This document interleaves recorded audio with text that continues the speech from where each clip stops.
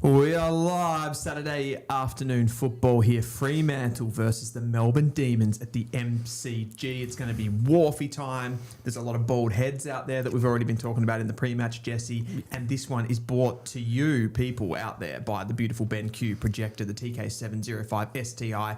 Plenty of links in the description. You've actually got a few words to say about this, Jesse. We can exclusively reveal that there is an exclusive discount for True Footy subscribers. Exclusive twice. Though. Yes, because it's so exclusive. It's so exclusive. With the link in the chat and in the description, True Footy subscribers can enjoy an extra $100 discount.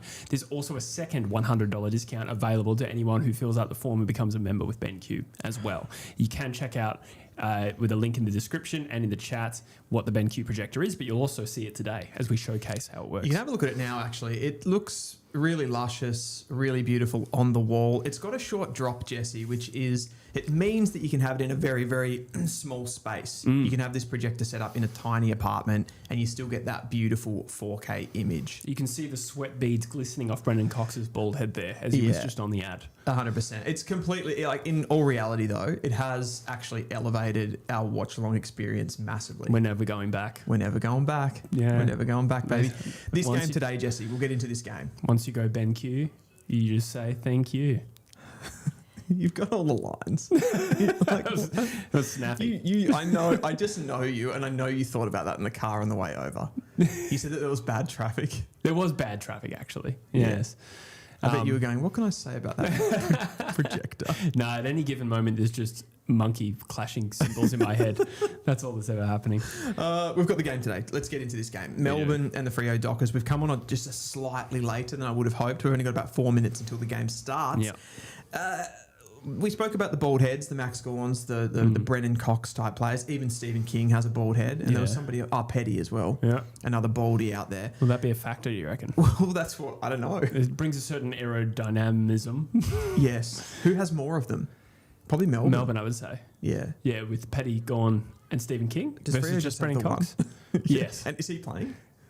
Brennan Cox? Yeah. I think so. Let's actually have a look at the teams. Let's have a look at the get teams. these up. Oh, he's in. He's in. Brennan Cox is in. Yeah, I thought so. For Alex Pearce, who is managed. Yep, that's Daniel right. Turner and Cade Chandler, 2 big ins for the Ds. Those and are out big ins. goes Howes, injured, and Paddy Cross omitted. There you go. Paddy Cross, the unlucky one, who's also in my fantasy team, which is less than ideal.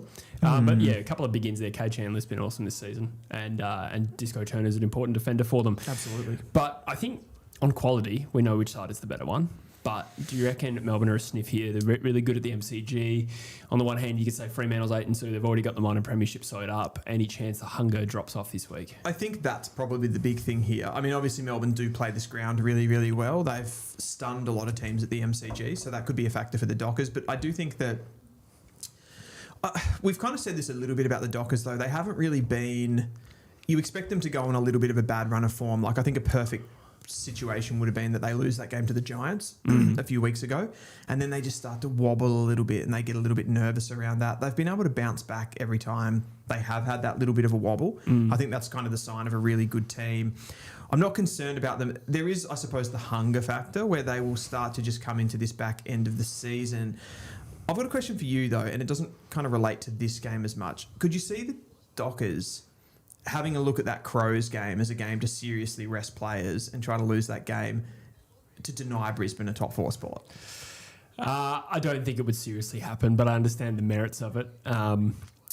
You would probably prefer Brisbane to finish 5th than finish 4th, right? It's not so much about avoiding Brisbane at all, because if Brisbane are in the 4, Fremantle would probably rather play them with a double chance and at home, right? But if it's a choice between Brisbane finishing 4th and 5th, well, that's what I'm going with. Yeah, Let's assume that is what I'm saying. Yeah, which is... And some people have pointed out to me as well that Brisbane can still make the 4 and Freo can lose to Adelaide. Yeah, okay. Like Adelaide could win out and still miss the 4. Yeah. But assuming that they hold. Yeah.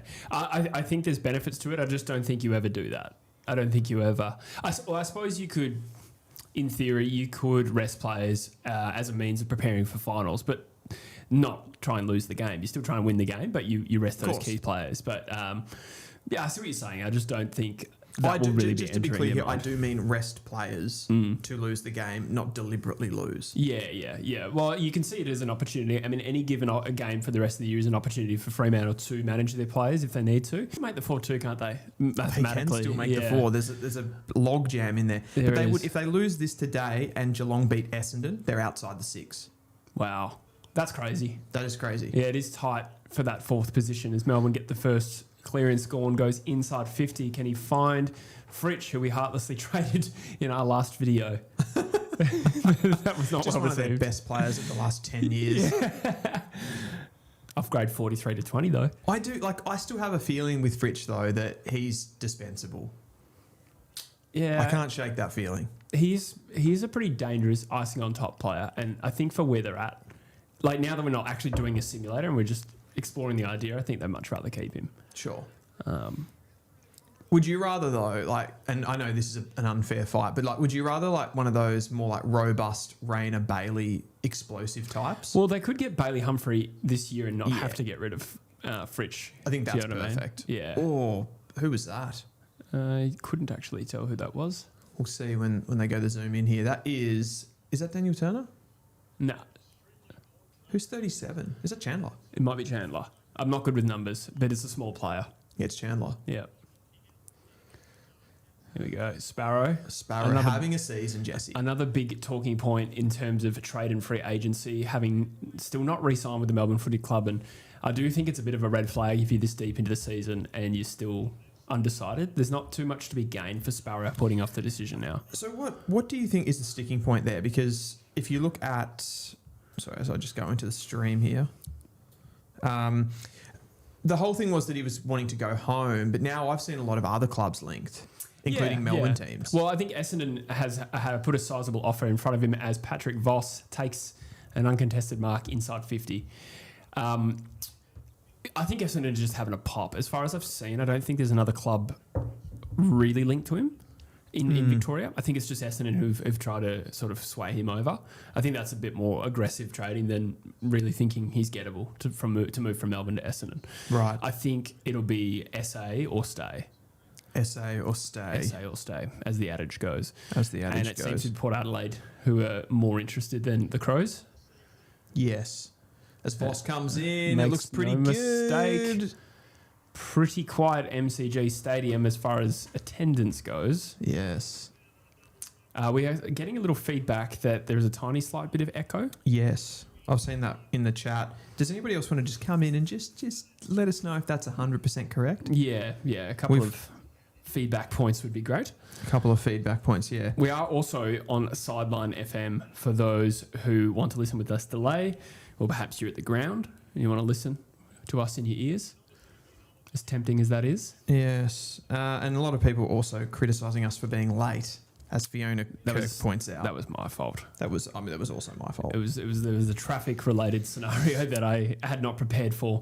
I left at the same time I normally would to get here half an hour before the show, and it took an extra half an hour to get here, so my bad. Welcome to Melbourne. Yeah. Yeah, it seems to when there's an MCG game, it makes it a bit tougher getting here. Who's going to win the ruck battle today, Jesse? Because Gawn was really, really good there. Sparrow, the flying shot. The D's are... They're back in it. They're back in this, Jesse. They are back in it. Sparrow. Your speech mimicked the ball. Like just stopped right before the end. I wanted to watch it because I was scared that it wasn't going to go through. And then I'm like, I better just be careful here. Better be really careful. Woody says can't hear it on my phone. Are you referring to the echo? The presume echo, you can I would hear say. us, but thank you, Woody, for that feedback. Let us know in the chat if anyone else is getting some delay or echo rather. Sorry, not delay. Yeah, if you don't mind, well, I'd love some feedback on that. Let us know in the chat who are we predicting to win. I might start a poll actually. Let's do it. What about you, producer? Are you getting any echo? She's not responding to me. Nice goal from Sparrow, though, and that's probably just being that a little bit more offensive player is probably what he's brought to his game a bit this year. Obviously, the numbers have gone up across the board. That was a really nice play from Piggy that kind of split Fremantle open in the middle there. Started with Gawn too, didn't it? Yeah. He's probably going to get on top of Luke Jackson from these situations. It's a point where that they can get at the Dockers a little bit. Yeah. Chapman's been busy early. Do you rate Chapman? I did more than I do now. I feel Gone like off I him. thought he was going to be a little bit better, but it's only early for him. He's a solid player. If you look at their smaller running defenders, Jordan Clark's the real A grader there. And then Yeah. they've got McVee and they've got Chapman. You could point to that as a weakness, but at the same time... If you were nitpicking in a very strong side, yeah. I think so. They seem to get by though, don't they? I suppose is what I'm saying. Yeah. Carl Warner's also having an Yeah. outstanding season. Different sort of player to those running types, but having a great season is Fritsch, the man of the moment. The meat on the trade table. Yeah, as it were, on the charcuterie board that is the off season. I'm just going to post on Instagram that we are live on True Footy. Do we offer predictions? Do we offer You and I. I'm saying predictions? Fremantle. Oh, I'm saying Freo as well. Yeah. But I think it could be close, this game. Yeah, absolutely.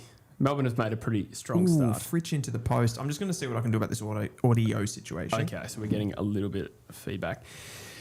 Harrison Carnaby, when did Sparrow become good? I think he's always been decent, but I think this year he has thrived with more responsibility in the midfield with Melbourne's exits.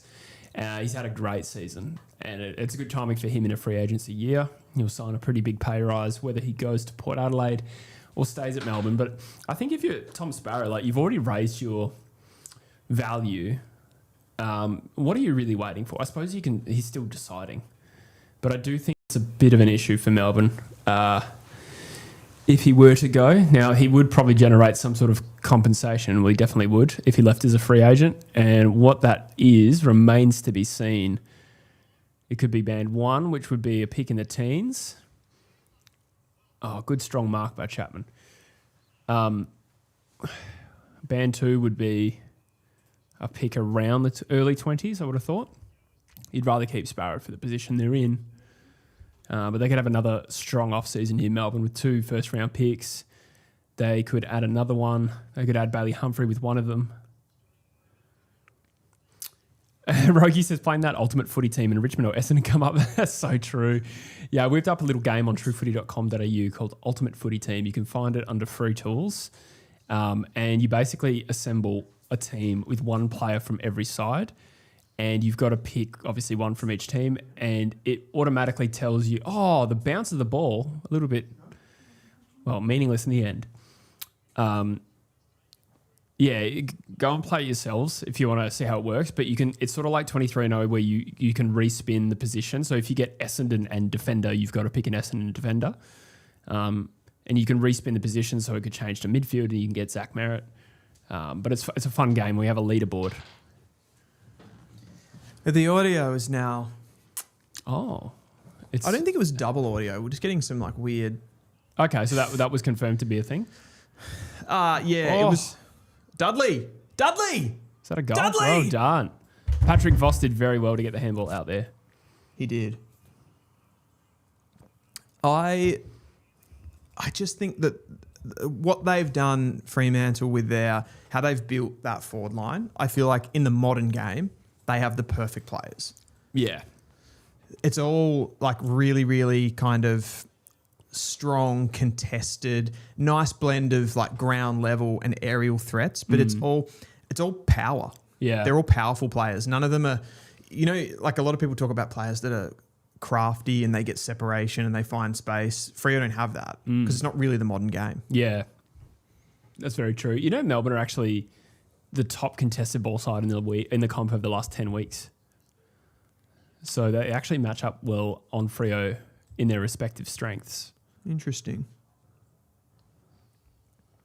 I bet they're not as good, and this would just be a guess because I haven't looked at the numbers, but... At equity?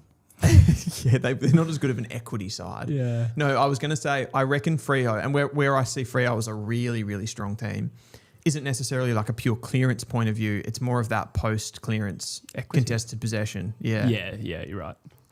They're not going to be able to stop this. Patrick Voss had a really bright start. This will be his second. He also had a direct goal assist with Dudley there. If this is the not reenactment, the dress rehearsal for the AFL Grand Final, this is looking good for Freo. That's true. You don't want to come into the game and wilter under the lights, the bright lights of the MCG. Absolutely. It just occurred to me, doesn't Pat Voss like dominate every time at the MCG? Because he kicked 6 against Collingwood last year and against Essendon earlier this year too. He may have. And now he's got 2 in 5 minutes and a goal assist. He likes playing the opposition team. Are you getting, when they've got that behind the camera goal there with the BENQ projector? No, but I think like from a sample size of 3 games, he kicked like 12 goals in 2 games and a bit. He knows it from his time at the Bombers. How many games did he play for the Bombers? Not many. Yeah. Yeah. If any. I don't know. I actually don't know if he played a game for the Bombers. He might have. I feel like he did, but I could be tripping there. So we're both tipping the Dockers. Yep. And that prediction's looking good. They have 3 of the first 4 goals. It would be massive if they crunched Melbourne here. Mr. Harrison Carnaby says, I'm keen to see the Dockers win a grand final, but I'm concerned it will turn my young, impressionable kids into Dockers fans. Well said. Yeah, you don't want to. Josh says he didn't play any games for the Bombers. He was delisted due to behavioural issues. Oh, I didn't even realise that. Yeah, I didn't realise that was why he was delisted. Oh, Pat Voss. Yeah. Yeah, I mean, that's a huge speculation. Like, I don't think anybody can like fully confirm that, but... Well, I just assumed it was a talent call, but... No. Because he played great football in the VFL. Right. Didn't he win the goal kicking in the season that he was at the Bombers? That rings a bell. Yeah. It's a funny one because it's one of these situations where like you could say, Amos... He was in doubt for today with an ankle. He looks fine to me, Jesse. Yeah, he looks looks a good, strong start. Stephen King looks concerned about the way that the Dockers are moving the football. Like, it's one of those tough ones where this is the thing when you're talking about like the character of a player or the behaviour of a player. Like Essendon may have been looking at that situation. Like we want to get a lot of like good people into our football club, and they're going like, this guy's brash. He's got an arrogance to him. People aren't getting along with him. So like we've got to get him out. But maybe he is kind of one of those like special ingredients that you kind of need in the team as well. Yeah. You know what I mean? And obviously they made like if Pat Voss was really, really talented, they wouldn't have done it. But they made a call and said, they've obviously made the call and gone, he's a bit annoying, he's a bit irritating, and he's not that talented, so we've got to get rid of him. Yeah. Was that a wise decision? No. Yeah. No, clearly not. Yeah. Yeah, that's a bit of a howler to have let Pat Voss go. Yeah, Bombers VFL BNF, as Josh points out. I think you said that, yeah. That was a very straight kick from Jai Amos. He's having a fantastic year and still absolutely a shout for the Common Medal.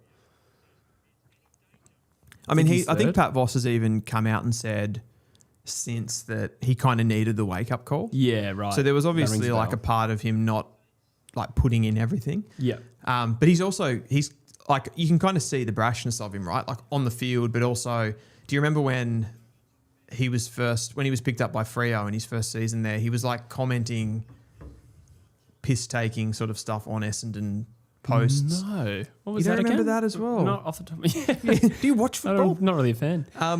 No, I don't really, like it rings a bell. It rings a bell. I can't remember what it was, but it was something where like Essendon were being criticised in the media and there was a post, and then Jake Stringer posted on it, and Pat Voss also posted on it, like kind of like eat shit. Yeah, right. Type of... Wow. Melbourne under siege here. They've done fairly well there with Steele's handball, not quite reaching Langford. He does well though, gets the ball out. Chandler. He's having a year. Oh, big Jefferson. Big dog. The president. It doesn't look good off the boot from Laurie. Oh. More like Hugh Laurie with that kick, am I More right? like, yeah, exactly. Dr. House. Is that who that is? Yes. Yes. Yeah. Blackadder. Yeah. I'm more of a Blackadder man myself. Oh, really? Yeah, more so than Dr. House. I'm more of a Stuart Little man. Is he in that? I think he's the dad. I don't even know if I've seen that movie. I'm just Good aware stuff. of it. Tholstrup, the boy from WA, finds Chandler again. I think Tholstrup can be a really important player for this Melbourne side. I'm not Yeah. saying that he is going to go and be like one of their top players, No. but he could be an important half-forward connector. That kind of Spargo replacement. Well, he is an upgrade on Spargo. Yeah, that's true. Yep, former first-round draft pick. Bit of a wunderkind from Esperance. I remember his draft bottom age year. I remember his draft bottom age year. He was tearing up the Waffle Colts competition. Do you reckon the Waffle guys, like the WA kids, probably get that? Like they're at least in their home state, they're such a big profile around them when they're good. Like they would get that a little bit more than say Victoria because there's more of a saturation. I suppose is what I'm trying to say. Yeah. Like, I don't know. I think there's far less awareness of like good juniors coming through the ranks than there is here with the whole, like, especially with baseline footy, sort of bringing the huge microscope on Victorian footy in particular. Yeah. Also, all the recruiters live here. Yeah. Now with Tholstrup, I just think that he was dominating as a bottom ager, and I think he was leading the goal kicking award as like a key forward. But I think what happened with him was he's not key forward sized. No, so he sort of changed as a player. Well, that's where the crossover comes to AFL, where if you're not suitable, you can like win the goal kicking in a talent league competition, and then but only be 185. Yeah, and that's not going to cross over. That's right. Yeah. Oh, I thought that was gone. It's Petty. Oh yeah. You don't like O'Driscoll, do you? No, I'm not against him. Why is that? I just thought you'd said that before. No, I asked you. I thought you were disproportionately a fan versus what he actually is. So I asked you about it. That's all. Okay. I have nothing against O'Driscoll. Oh, Laurie. Great goal from Laurie. Makes up for it. Oh, I love it. As Lee Montagna just points out there, we have a shootout. Yeah. At the MCG. 3-4 with 10 minutes remaining still. Who does that benefit? Because we saw last week for Freo against the Dogs, that was anything but a shootout. Yes. Do you think they like... in? There was a shoot in, exactly. Do you think this supports a Freo game, the shootout, or a Melbourne? I think maybe it kind of helps Melbourne. Yeah, I don't know if it disadvantages Fremantle, but I feel like Melbourne have been on the right side of a few shootouts this year. Yeah. I suppose they lost one to Sydney, but they beat the Saints in a shootout. They beat Brisbane in a shootout at the G. Yep. Both, I'd say shootout is when it's over 100 points, broadly speaking. Yeah, they've definitely had a high amount of games where you look at the score at the end and it's like 110 to 130. Yeah. Here we go. Cox v Jackson. Oh, Cox gets it down to Johnson. But Melbourne win the clearance potentially here. Oh no, it's going to be wrapped up. Sparrow gets double teamed. I swear that's the biggest thing for Freo this year. Sure, they've had a couple of their already star players probably go to the next level and have a small bump. But I swear it's the players that you thought were shit. Yeah, that aren't shit. Yeah.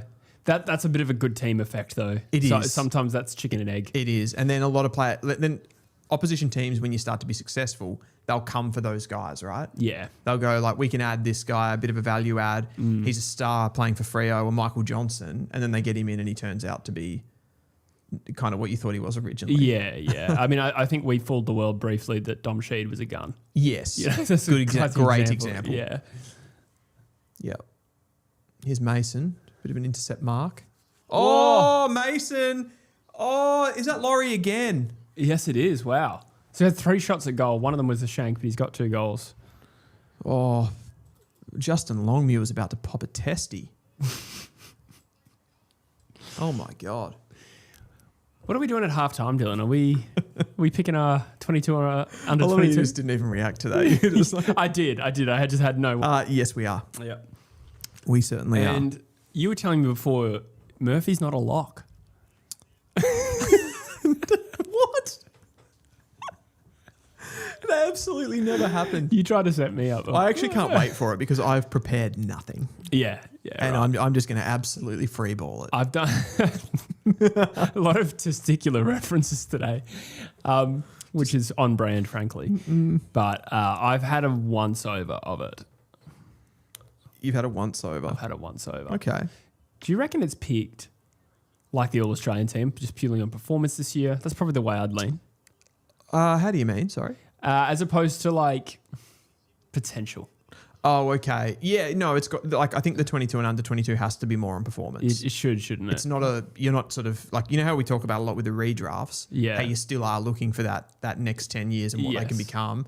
I'd say the 22 and under bucks that trend and goes the other way. Yeah, I agree. Yeah, it's right. Yeah, so that goes back to your original question. Is it more like the Rising Star? Yeah. Yes. Yeah, right. Yeah. Gotcha. Yeah. Because the Rising Star doesn't care if you've got high-end higher potential. Yeah. A quick first step or a Or a tasty little pirouette. doesn't make any sense.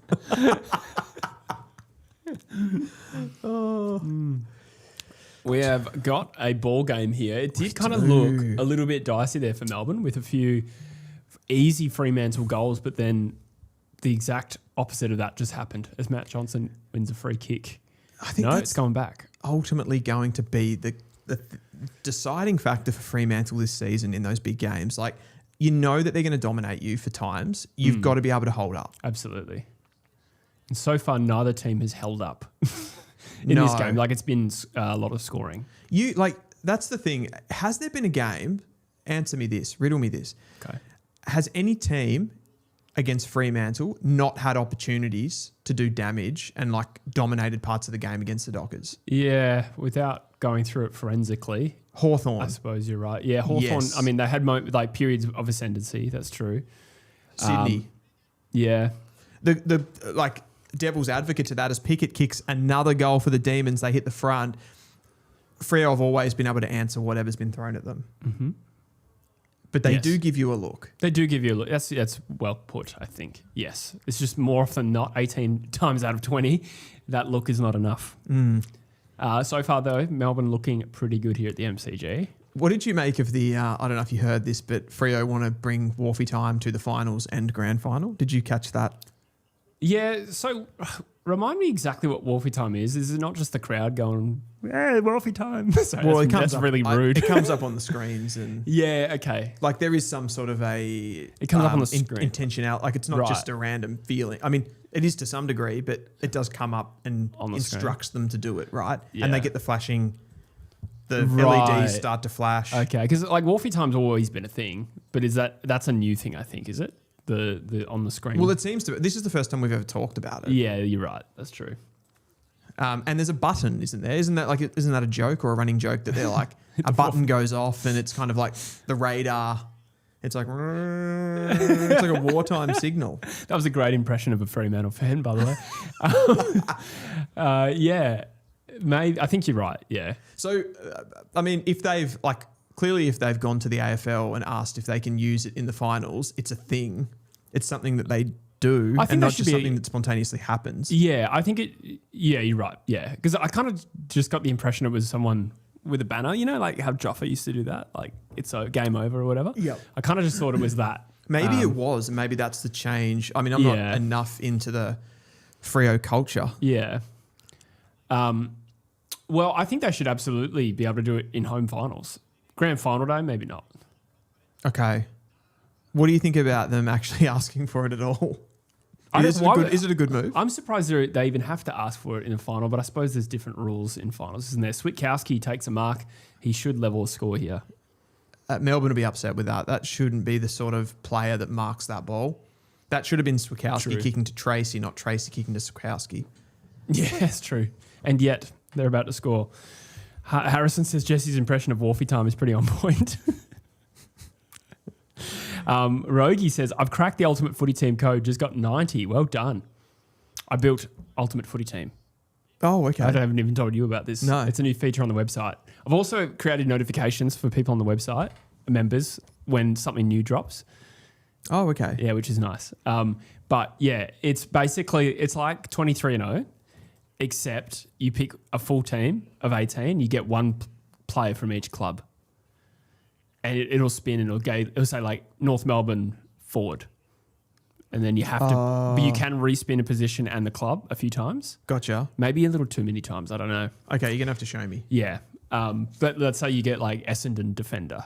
You have to take, you'd probably go like McGrath or something. And it's like current. That. Yeah. It's not It's only historical. current players. Yeah. Gotcha. And then basically you assemble a team and then there's a leaderboard. And Rogi's got 90, which is the highest so far. Of course he does. The Rogue Meister. Here they go. Yeah, Jackson's done well there. Gets it back to Brayshaw, who feeds it out to Sarong. That's a throwback. Sarong goes inside forward 50. Oh, Amos. Jake Lever giving him a little bit of sass. He is giving him a little bit of sass. I didn't even see what the free kick. It must have been before the... Yeah, might have just handled him out of the contest. Rivers. You can see that run that Melbourne have become sort of infamous for, haven't you? With the likes of Rivers and Windsor off half-back. CJ as well. Fridge. Been prominent since we... Is that Langford? Trade him. Oh, yeah, Jefferson. that was probably a bit of a chop there. It was. It was front on contact. Yeah.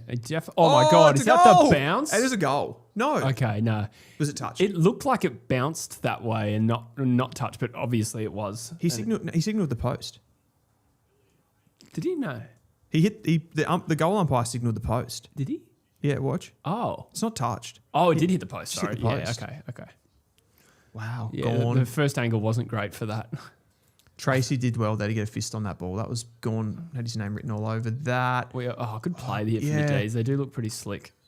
Little combination plays in the middle with their handballing is nice. They've got some dynamic players and their skills are good. We actually do. I mean, I know you don't like when I revisit this, but people thought Melbourne were going to be dog shit this season. Yeah, you keep saying that. Partly including me. Partly including me. Like, I didn't have the balls to tip this, whatever this is. It's crazy. Yeah, they've been super impressive. If a team can lose two of their best players on paper, in Petrarca and Oliver, hit the draft, signal every intention that they're refreshing the list, and then get so much better. Yep. Freo were incredible there. Yeah, that was good. Oh, it's a poor kick there. Who kicked that? It's kind of end-to-end footy here, where both teams look like scoring and they're alternating these opportunities, and we're now deadlocked at 32 each. There's so much space in the front half of the ground. Like, everything gets compressed, and then they're able just to run it out. A few WA boys running around for the Demons today. Yeah, who we got? We got Thorstrip, Rivers. That might be it. Van Rooyen. Van Rooyen, yep. Big Van Rooyen. Luke Jackson. He doesn't play for Melbourne, but he did. No, they do draft out of WA a fair bit, though. No, they do. They do. I can't think of anyone else. Where's Langdon from? Ed Langdon is Victorian. He's Victorian, okay. Yeah. He feels foreign. Murphy's down. I knew someone that went to school with him. Actually, I think it was my girlfriend. Ed Langdon? Yeah. Really? Yeah, he's from around here. Yeah, right. Jack Steele. The New South Welshman. Giants Academy. It's amazing how, many former GWS players you start to forget ever were associated with that club. Yeah. Jack Steele was starting to become that. 100%. Forward stoppage for the Ds. All locked up at 32 apiece. Accurate scoring, end-to-end footy. The ruck battle's fascinating. It is. Yeah, possibly the two All-Australian ruckmen going head-to-head. Is that ball? Should that be ball? He did swing and miss with his foot. I think that was probably ball. Yeah. It's incorrect disposal. Sometimes with those ones, I like to see... at least he tried to get rid of it. Kind of as opposed to the being really dogmatic on the he didn't get rid of it. That doesn't pay the bills, Dylan. Trying. That's how it used to be judged. What would Master Yoda say? He'd say, do or do not. There is no try. Yes. Rogie says, I know I'm not going to be able to watch till the end of this game. I'm heading off to work on a film set. That's cool. Can you tell us what film? Heading off to work on a White film Chicks set. 3. Yeah, wow.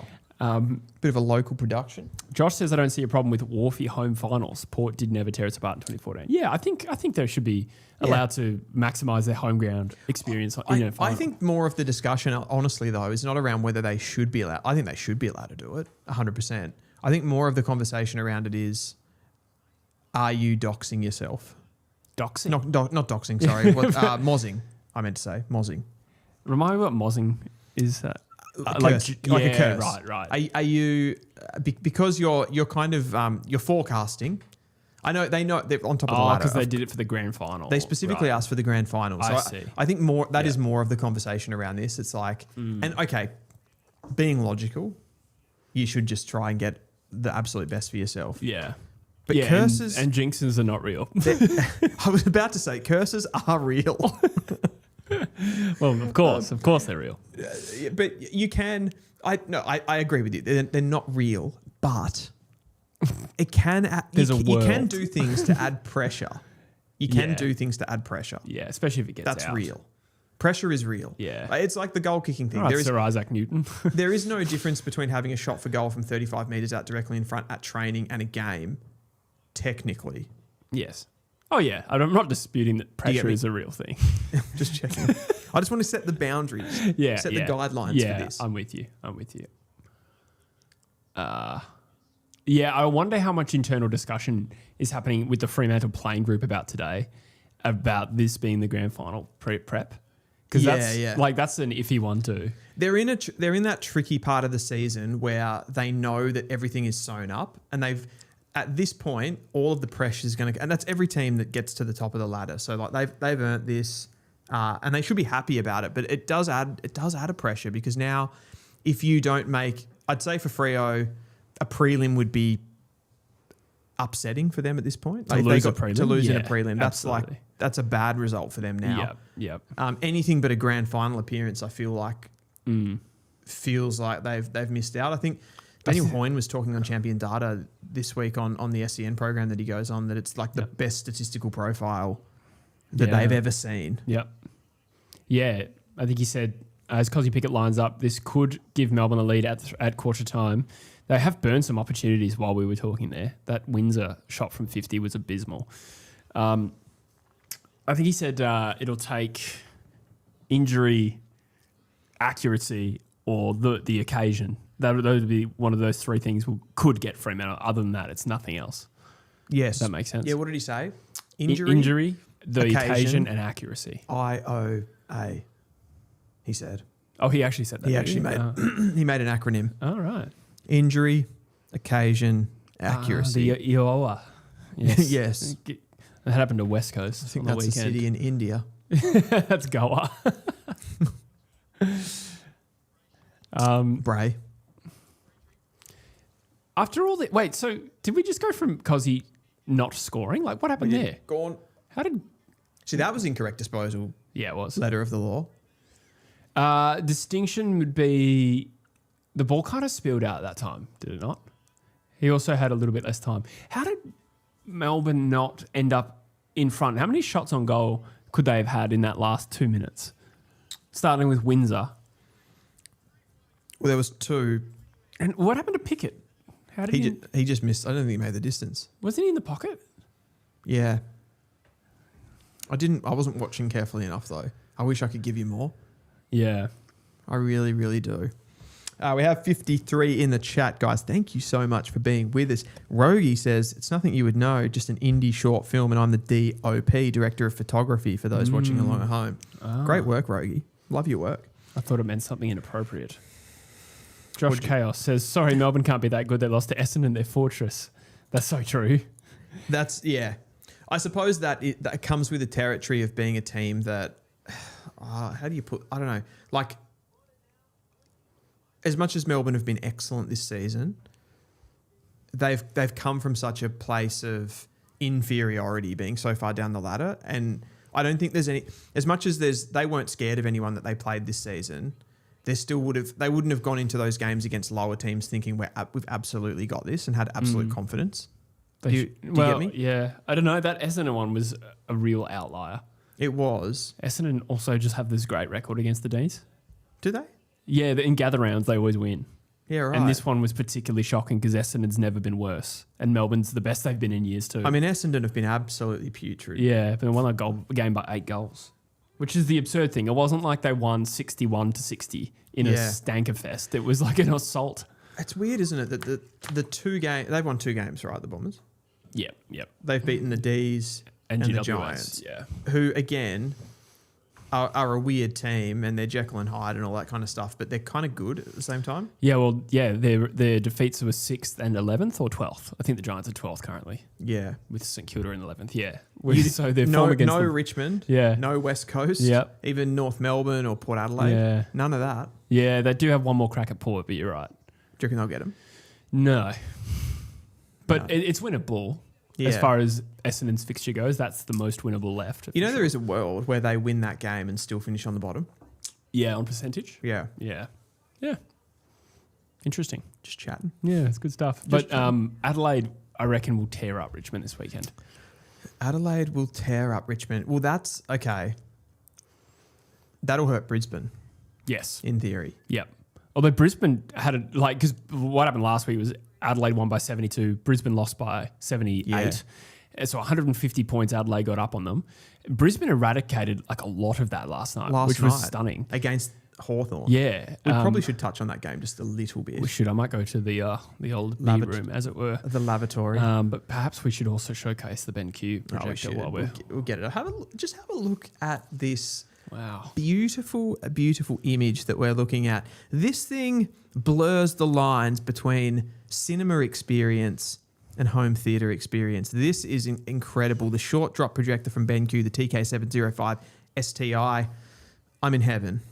Absolutely. And we also have exclusive discounts for True Footy subscribers with the link in the description and in the chat What as can well. you get, Jesse? What can you get? You get $100 off if you are a True Footy subscriber by clicking that link. You also can get a further $100 off the sale if you use the form that's pinned in the comments section of this chat and become a BENQ member. That's $200 potentially off.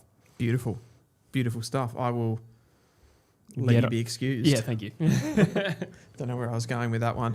What do we have in the comments? Somebody saying Ben Cousins. Rogie says, speaking of champion data, Dan McStay is the highest rated key forward since round 10. I mean, that's where sometimes champion data can do you over, though, isn't it? I don't know. I know he has had some good performances in that time, Dan McStay, but I don't know. I don't know if I trust him when they really, really need him. That's the jury's still out. How can the jury still be out? He's just not that good. Josh Chaos says GWS is even more bizarre. They smashed Brisbane and beat Freo and Geelong in the 2 weeks before losing to Essendon. Yeah, that's crazy. I honestly don't know how to put a lot of these. I don't know how to answer some of these things that have happened. Like how do Brisbane? This is changing the subject. I know you're talking about GWS, but how did Brisbane go from losing to the Blues, and I know it was in Melbourne, but by 78 points or whatever it was, they lose that game, and then they come back against the Hawks, who were probably in as good a form as anyone, I think, or at least I thought they were going to just gear up and kick into that sort of top performative gear coming into the finals. They were terrible last night. They were absolutely trash. Jesse and I are going to talk about it in a minute. I don't know how Brisbane do that. It's like a 130, 140 point turnaround for the Lions. And now, once again, when everybody's going, is the Lions' defence good enough across the entire season? They've had two really, really bad performances against the Blues and the Giants where they've conceded at least 150 points. And now they're kind of back again. Like, what's going on? What's going on, Jesse? What's going on? Not much. The Lions to lose to the Blues by 78 points and then beat the Hawks by kind of roughly similar. It's why I don't feel last night was a big statement. It's a great win, but it hasn't answered the questions we have on Brisbane. We know that their best is good, but what's their worst look like? It's pretty diabolical. But the two premierships arrest the fears for me. I'm not saying that they're going to win it, but it shows me that they can be playing shit football and just go bang. I don't think anyone else can do that. Yeah, that's true. But their two worst losses this year would be the worst two losses since 2018, I reckon. Yeah. For Brisbane. So that's the red flag there that probably wasn't present the last 2 years, even when they did it from fifth. They had some bad performances. I do agree. So I've said it as well. I said it last week. The fact that they conceded over 150 points is a bit of a red flag. Yeah. But have they not head dropping and giving up. That's the part that irks me a little. Yeah. So I actually don't see them as any more legitimate than I did before that game, personally. I suppose it helps to get a win over another contender. I suppose the question is for you then, do you, by saying that, do you mean that they're illegitimate? I don't think they're illegitimate. I definitely agree they're still the best challenger to Fremantle, or if that's what is that what your belief that's what is? I'm saying. I still believe that, but I would give them, I dropped their 20% to 15% maybe after the Carlton loss, and I'd probably keep it at 15 just because they pumped Hawthorn, who, strangely last night I watched that game and I thought both teams looked good, and it was a drubbing. Maybe more in the first half because Hawthorn I thought stopped. Hawthorn looked bad. In the first half, though, every time Hawthorn got the ball, maybe it's just because I'm watching a lot of West Coast and I'm like, this is a team losing by 70 points and they're still so good. Like, what the hell?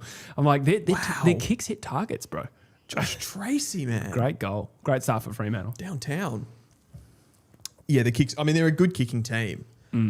The defence was just shocking last night. Absolutely shocking. No, you're right. They They weren't good. I just mean with the ball in hand, there was still like moments from like, they're good. Like Cam McKenzie was really good, I thought. He was good. Will Day was good early.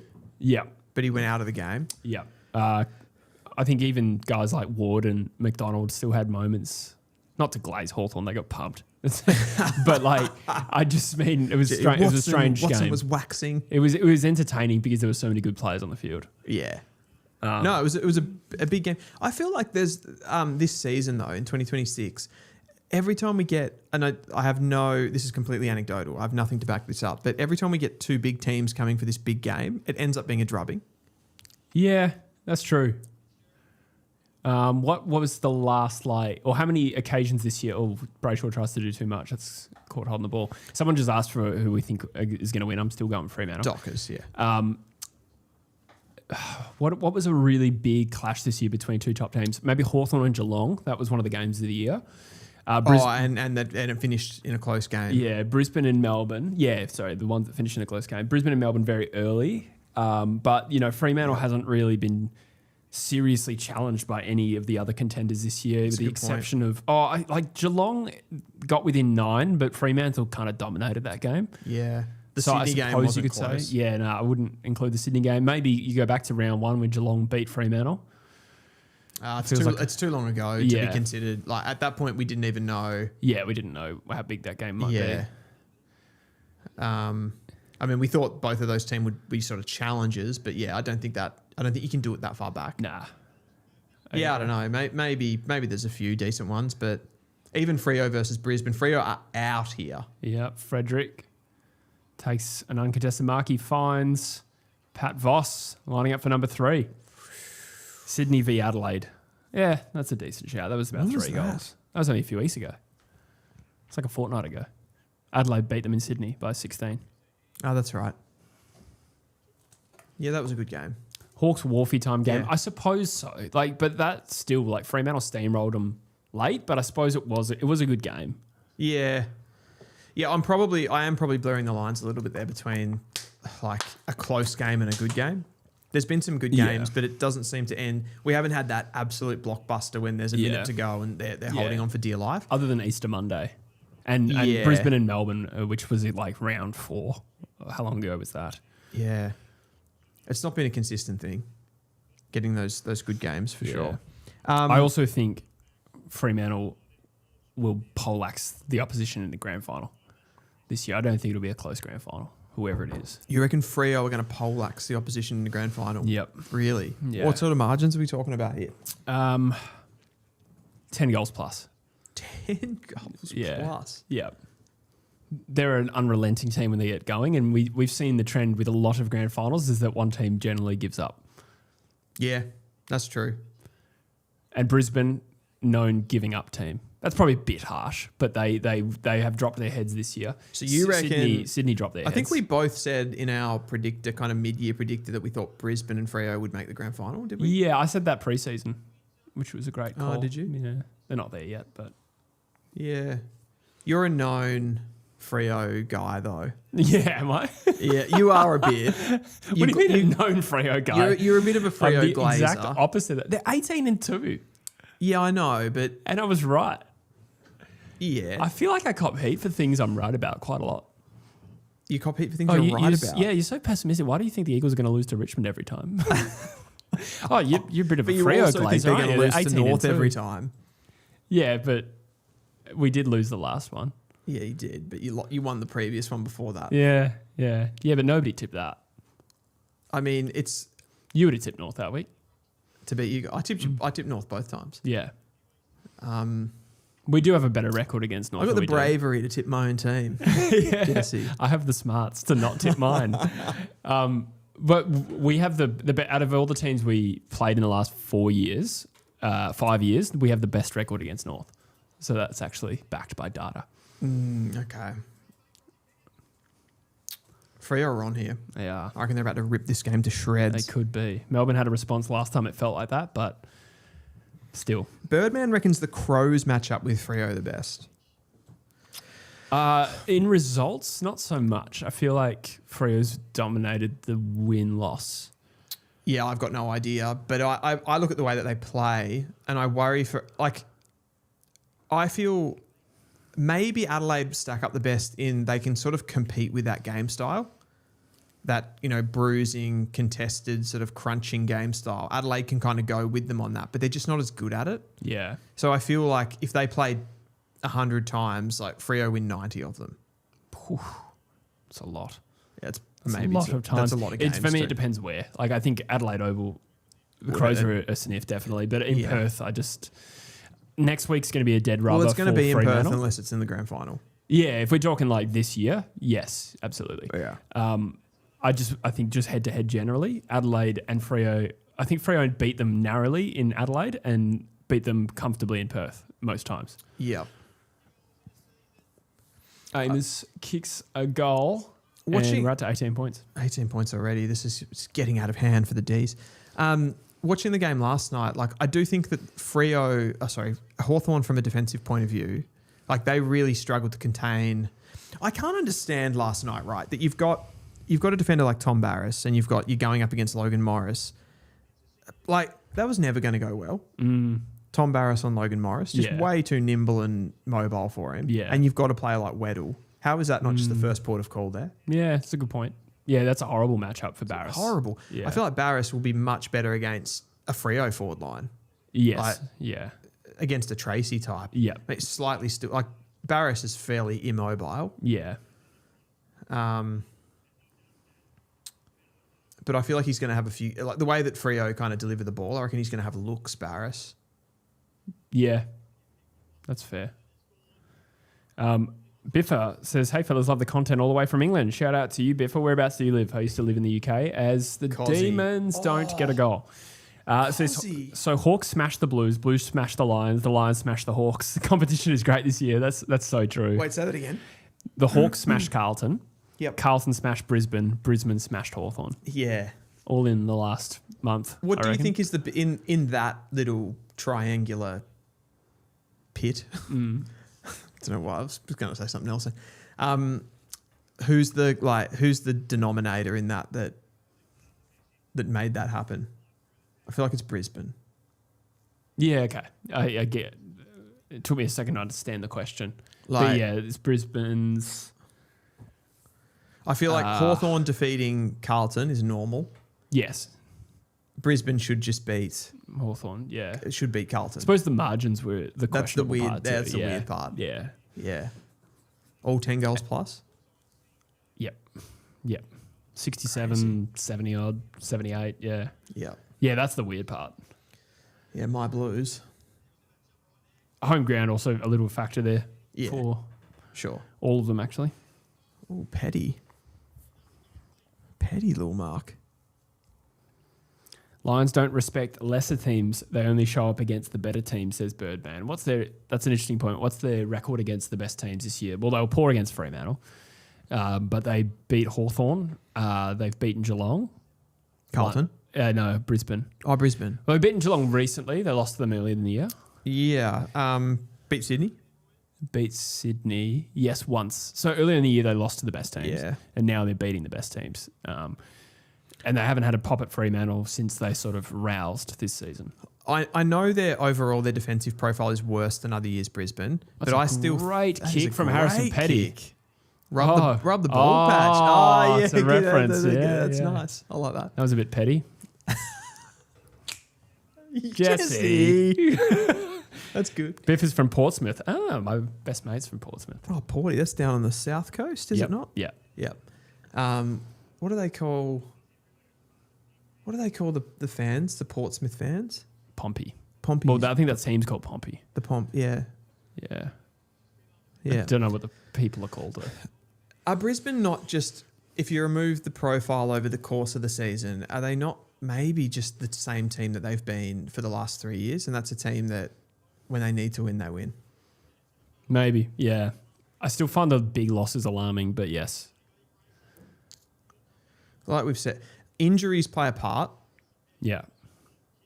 Injuries absolutely play a part. Yeah. Fremantle really haven't had to deal with that this year either. No. The Zorko situation will be interesting. Oh, true. I don't exactly know what happened there. Like whether he came back on the ground. Yeah, he said he was cramping. Okay. Yeah, so I think... That's a goal. What a goal. Is that Harry Sharp? Yes. Wow. Harry Sharp. What a goal. This is a great game. This is really, really good. It's really There's entertaining goals footy. popping in from everywhere. If Cozzy Pickett had kicked that goal before, the D's would be in front. That was like in FIFA 16 where you deliberately set the ball up around 5 yards out of the box because you're that's the sweet spot. That's what he just did. Yeah, yeah. Yeah, I like that. Pop it in for a little volley. Yeah. That's a Some of those goals were easier to score from that distance in FIFA.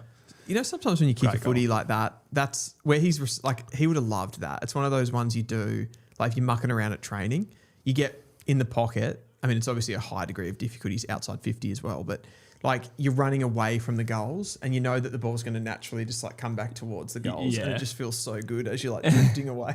Yeah. I kick so many goals that.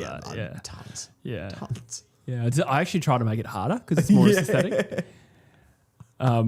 Inferno Tree says, Brisbane love playing knockout finals. Consider it Squirrel says Brisbane have won 7 elimination finals in a row. Elimination being do or die. Yep. That's correct. They don't lose games. And I think you can actually. So how many is that? How many say 7 in a row? Yeah. And if you include, there are games in that as well where it was if they lost this, they'd miss the finals. Oh right, yeah. In home and away as well. Yeah. Games that they would miss the top 4. Yeah, and they they win win them jeopardy to them. Yeah. Yeah. It's every time they have to win, they will win. But that's not going to last forever. No. Question is, can they beat this Freo team? Yeah, well, Bolton. that is a big ask, especially if Fremantle maintain a very healthy list. A player that we're going to talk about a bit in the halftime under 22 list is Murphy Reid. I've not seen him in this game. Yeah, true. Has he had a touch? There he is. I was about to say, is he definitely playing? Wow. I'll go and look at the stats and he'll have had 15. Yeah. I haven't noticed him either, though. Last week, I didn't notice him at all in the game when I was watching it along. I didn't notice him, and he had 20 and Who a did they play goal. last week? There he is. He's got the ball. I've already forgotten who they played last week. Murphy Reid has not touched the ball. Seriously? He seriously hasn't touched the ball. Wow. He's got no statistics, no tackles. Wow. Wow. They're talking about him now. Oh, hang on. No, it's updated. He's had 2. He's had 14. He's had 2. He's had 2. Okay, yeah. 2 touches and a tackle, says Josh, yeah. Yeah. It was showing 0 for me. They're talking about him. It's an interesting one. Have they sent someone to him? Oh, you surely wouldn't tag Murphy Reid. Well, I don't know. I think you would. Would you? Yeah. Who's tagging him? It remains to be seen. It looks like he's up at stoppages now. Langford's on him now. Langford's on him now. That's probably not a tag. What's happening here? Brayshaw looks... Yeah, very groggy. What's happening? Is it a free kick? Is he... No, he's just saying he's okay. Yeah. Yeah. Langford too strong to pick it. Langford's a Snaps beast. it out. Oh, good strength there from Jefferson. That was really good. And Fritsch. Oh! Why would you trade him? Why would you trade him? You trade him for pick 48? Is that what we trade? No, we got pick 20 out of it. You trade him for pick 20 at his age, at this time of year. Aurora Borealis. Yes, that's exactly what I was doing. At this time of year, like August, you betrayed him. Yeah. Aurora Borealis. It's just the Northern Lights, mother. A very potent player. And, great shot of the BENQ projector.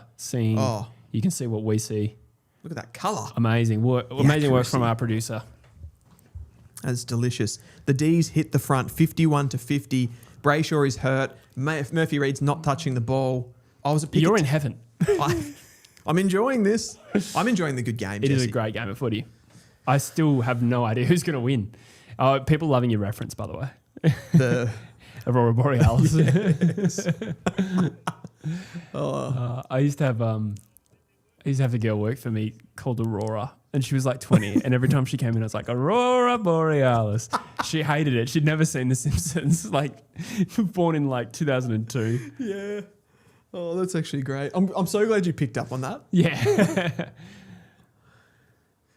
Oh, it's nice. Cozzy Pickett looks bloody scary, doesn't he? Tholstrup running off half back here. Rivers, the WA boy. Yeah, they combine there, the two West Australians. You could probably also consider Cozzy Pickett West Australian. You could. He identifies as that. Caleb Windsor, also the name of a pub in South Perth.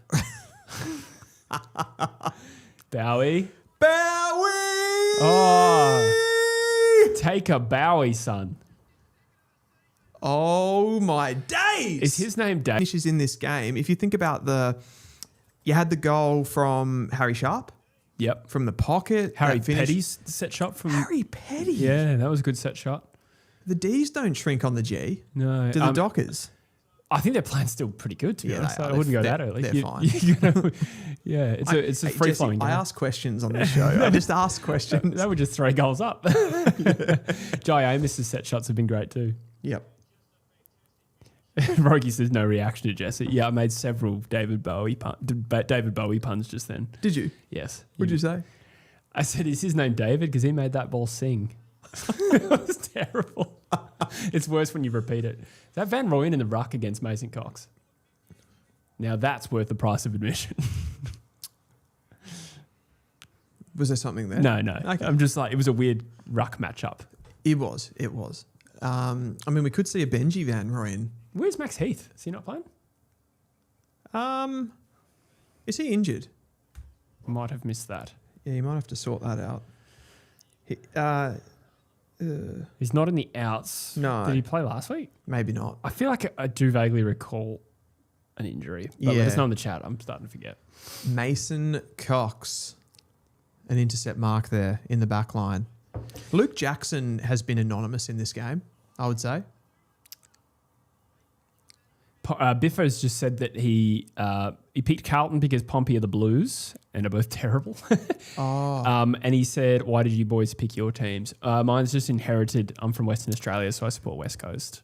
But your dad went for them, right? Yeah. So my whole family. Yeah, I'm in the same boat. So my dad was a North Melbourne supporter, and Yeah. I honestly, I just can't remember a time that I didn't support them. Yeah. I don't even remember the moment. Yeah. I remember because I grew up in Thailand and we'd fly back to Perth, and I had a very vague awareness of what footy was, but I distinctly remember like the 90s style posters of Ben Cousins at my grandparents' house. Yeah. Like Ben Cousins was so cool in the 90s. He was literally a poster boy in that He house. literally was.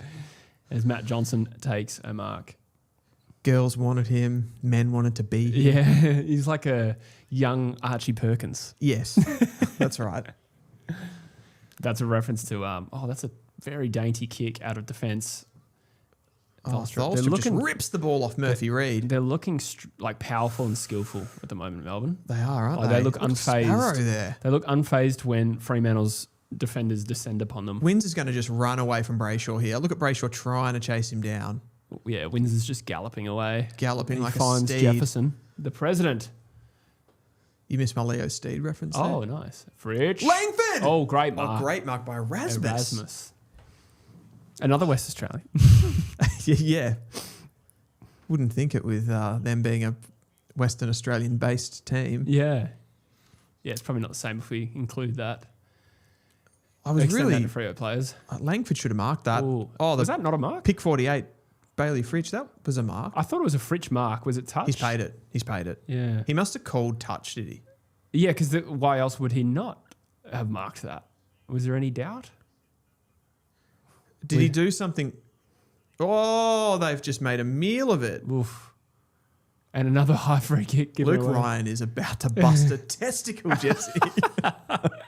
He's so angry. Oh, jeez. He and Justin Longmuir apparently have 2 testes between them now. Oh, it's a huge kick That's from a Laurie. great shot. But it's just to the left of the post. Melbourne lead by 8. Ping. Luke Ryan's gone all red. He's fired up. Yeah. I swear, I've mentioned it a bunch of times, but like the body shape of some of these Freo guys, like they look scary. Don't you think? Yeah. Sort of like a half empty tube of toothpaste, Luke Ryan. How did I like completely know what you were talking about then when you said that? He's so ripply. Inferno Trees didn't know I grew up in Thailand. Yes, I grew up in Thailand and Abu Dhabi as well. Harrison grew up in a half West Coast, half Freo family. That's unfortunate. Ooh, that's tricky. But he picked North Melbourne. Probably the worst of all 3 worlds. Hang on, half Freo, half West Coast ended up. He chose North Melbourne. As you do. Yeah. Kind of need more information there. Well, that's a Yeah. nice handball from Reed. Brayshaw comes centrally. Swakowski's got the opportunity to hit up inside 50. It's not a great kick, but it's sort of nice areas. Amos traps the ball at ground level. Well done by Jake Lever, who's calling for ball, but he should just focus on the ball because that was not holding the ball. That's holding the ball. You reckon? Yeah. I thought it was play on. Dived on it. Oh, I thought you meant Amos. No, I'm talking of this. No, Yeah. this one here, Dudley just dives on it. Right. I was actually watching Jake Lever. Dudley had no other intention other than just getting a forward stoppage there. I'll drop some other law that I've told you last week that most people I think wouldn't know this about me, but at various points in my childhood, I would pick a team other than West Coast to go for. Oh, yeah, and yeah. there would just be phases that I would eventually forget about. But I reckon I briefly switched to Fremantle and then regretted it. I briefly switched to Essendon, and I think Adelaide and Port both got a bit of time with me. Does the Freo one sort of sicken you? I just remember a flash of it. But yeah, it does kind of sicken me. I think it sickened me at the time too. I was like, this doesn't feel right. But famously, in 2004, West Coast played Essendon. And that week, I had chosen to support Essendon over West Coast because I just like their colours. Is this somewhere in the Kevin Sheedy swinging the jumper? No, that was the 90s, I reckon. Yeah, it was, Yeah. but it wouldn't have been too far removed. I suppose so. We still do that at Essendon West Coast games. Yeah. The jacket thing. Sheedy still would have been at Essendon. Yeah, he would have been, coach. Yeah. So I switched to Essendon for the week. That week was the game James Hird kicked the winning goal against us and hugged the guy in the crowd. Oh, yeah. I was an Essendon supporter at that moment. No. Yeah. And then, even though Essendon won the game, I switched to West Coast by the next week. I was like, this is just a phase. It's like, a phase. I would have been 10. So young enough where you can forgive me. Oh. What's happened here? Amos has been given a free kick. Didn't even see what happened there. Let's have a look at this. Surely they're going to give us a replay. So Lever's gone back. Hands in the back. Yeah, it's probably there. Yeah, it probably was the difference between him getting a good look at that. Yeah. This will cut the margin to 2 points if he kicks it. He is very reliable in front of goal. In fact, this would be number 4, I reckon. Number 4 for Amos. Lining up for 3, sorry. He's kicked it. He's a good shot at goal. He is. They're back. And still in the common medal race. Patrick Voss has 3. Amos has 2. Laurie has 2 as well. Cosy Pickett's had 15 and 1. Sparrow 14 and 1. And Thulstrup is the next with 12 touches, Jesse. Inside 50 is just the 20 to Fremantle to 28 to Melbourne. But they've been pretty efficient once they get the ball in there. I wonder what the contested numbers are. I feel like Melbourne have looked hard to shake. Yeah.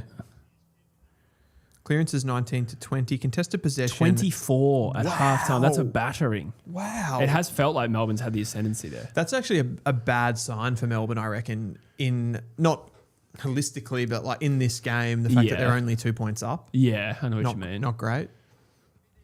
Yeah, interesting. Because you think that will equalise at some point. Like Fremantle are third in the last 10 weeks. When you think about it, though, like Freo's prime movers in this game are Oh. absolutely nowhere. Bolton, right on cue, just dropped the ball while bouncing it. Do you agree with that? Freo's prime players are Yeah. not at the races. Yeah, they have a lot of good players. Like Amos is having a good day, and that's a good shot Wow. by the man they call The man they Laurie. call Pick 48, Yeah. which was actually Bailey That was, Fridge. yeah, and also wrong. We traded him for pick 20. He's had a big day, He's Bailey had Laurie. three goals in the first half. Yeah, so we're talking Luke Jackson, talking Shea Bolton, Yep. Murphy Reid is probably one of the more favorite. Oh, doesn't it? I'll have to go and watch Clancy's game. Yep. Clancy Snell. And the headline tomorrow will be, "Damn boy, what's that smell?" You've Doesn't used make any sense. You've used that joke at least 3 Have I? times. What's that Snell? That's literally the first time I remember saying it. Really? I don't think you're wrong. I just forget. No, you've definitely you've done the smell Snell. Have I told you that sometimes when I watch like old content, like, and I mean it could be from 2022, I'll watch it's something I'm involved in, and then something happened, and I'll make a joke in my head, and then the version of me 4 years ago says the same joke. That's happened to me multiple times. I'm like, oh my god, some things never change. Some things never change. Oh, look at this. 2 players kicking 50-plus goals in a season. Wow. Pavlich and Farmer, Waterhouse and Modra, Tracy and Amos. So in 06, they made a prelim. They might do the same. They might even go further this year. But in 2000, Fremantle, like, did they win the Spoon? I think 01. So 2000, they would have been a stinky team. That's a real outlier. That Would that have season. been like a young, like you would have had players like a Luke McFarlane back then? McFarlane was at Hawthorn, wasn't he? He was originally. So he was traded in 01 for the Hodge pick. That's right. So he would have been at the Hawks. You would have had young Pav, the rapper. Yeah. You would have had As a defender? Yeah, because he was like All-Australian full back at one point around that time. Might have even been that season, actually. I don't know. Goal. No, it was in the post. Post. McManus, Hazelby, Drum. Robbie Hadrill. Drum? Yeah, it was. Was There he? was a Marcus Drum that played from later. It was Damien Drum was the coach, wasn't he? I don't know. Yeah. This is before my time. There was a drum. There was definitely a drum. Yeah, there was a Drum was the player and another Drum was the When did coach. Des Headland come? Traded from Brisbane in 03, I reckon. 03. Okay. Or 02, because we got Daniel Chick in the same off season. Daniel Chick. There's a name. Yeah. Here we go. Freo loom forward. Gonna have a stoppage here, I reckon. Rogie says, I probably rate Snell and Mitch Harris very closely. Flip of a coin for me. What are your thoughts, Dylan? No, Harris. Yeah. Harris clears for me. Speed off the mark being a factor? Yeah, just speed, overall athleticism. Yeah. Yeah.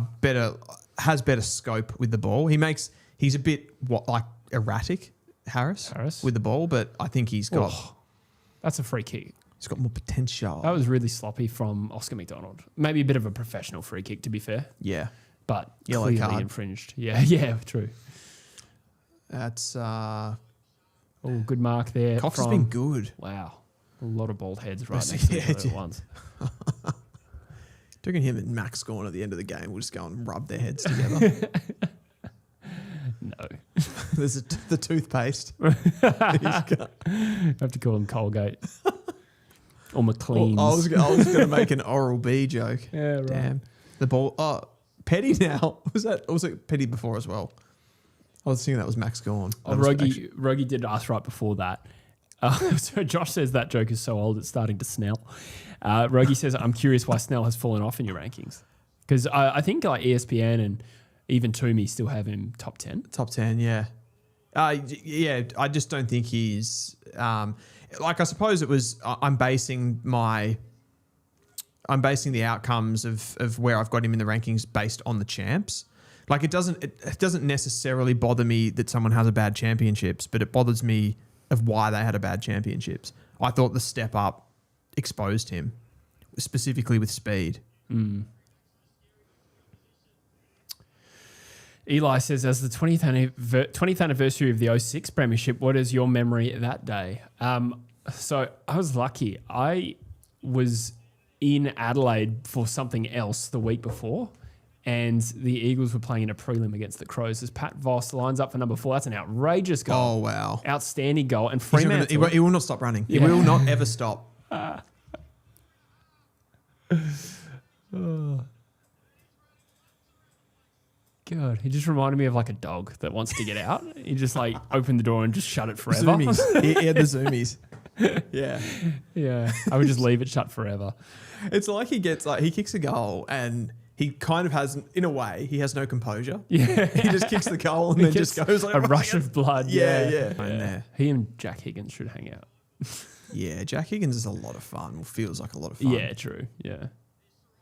Wrong. So Fremantle lead by 3 points. That feels a little surprising. I mean, it's a good close game. Yeah. But I just think in this quarter, it felt like Melbourne started to take control, and yet Fremantle go in front at halftime. I actually think this is quite professional by the Dockers here today. Like they aren't the better team, and they hold the lead. Like, well, you mean on the day? I should clarify that. Yes. They haven't been the better team on the day. Yeah. Yes. Yeah. Of course. I mean, coming into the game, they were the better team. You wouldn't want to be Fremantle. Jeez. I'm going to go to the Hong Nam, as they say. But just before you go, like, I know they've got the best statistical profile that we've seen according to Champion Data. They feel beatable though, don't they? Oh, any team's beatable. Would Geelong 07 beatable? Yes. I don't know as they were. They lost one game, didn't they? What was the year they No, that was lost 08. one game? Yeah, that's right. And they were beatable. They lost the grand final. Yeah. 07 though, that was more of a like slow start to the season, went on a huge run. Yeah. And felt unbeatable by the time the grand final came around. 07? Yeah. Yeah. I mean, you've probably picked one of the most dominant teams of all time there as a frame of reference. That's why I did it specifically. Well, it's only because we haven't seen Freo do it. That's right. Yeah. Yeah, that's true. Once you get the breakthrough grand final, you get trust. Yeah. That's why we still think Brisbane can do it. I just realised I never also answered the question of 06 memory. So I was there in 06 in Adelaide for the prelim, and we had a massive comeback in the second half to win. And we had actually booked grand final tickets in June. So I went Adelaide for the prelim, back to Perth, and then I went to the 06 grand final as well. Oh, wow. I was very lucky. You're a traveller. Yeah. I was doing taekwondo tournaments, actually. Oh, yeah, Jesse. Yeah, that's why I was in Adelaide. Jesse used to be a wrestler. Yeah, that's not the same thing, is it? No. But you're a very talented ventriloquist. Yes. I'm kind of we've got some comments here as Jesse goes to the bathroom for just the second time today. Birdman 2019. Harry Van Haddam had a really bad champs though. That's what I just said when I said it though. I said I don't care that you have a bad championships necessarily, but why did you have a bad championships? I'm saying with Clancy Snell, he had a bad champs, and I think it exposed something in him. I think there's mitigating circumstances for Harry Van Haddam. One, that he was coming back from an injury. I think it took him a little while to get into that and to get going. And he was still pretty decent. And I mean, I suppose Snell was in a way as well. But he really, really struggled to play on. The more, once you, as a key defender, once you get to the AFL, you're going to be exposed greatly to highly athletic key position forwards.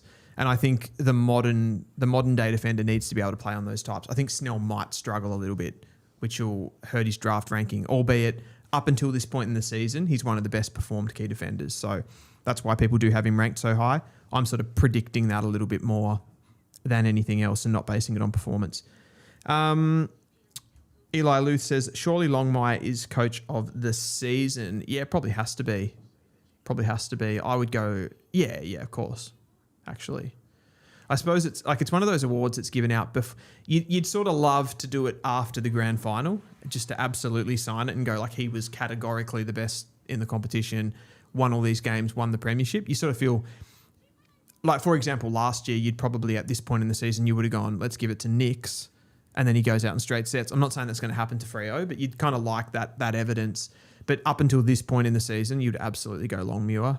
And then you'd probably go...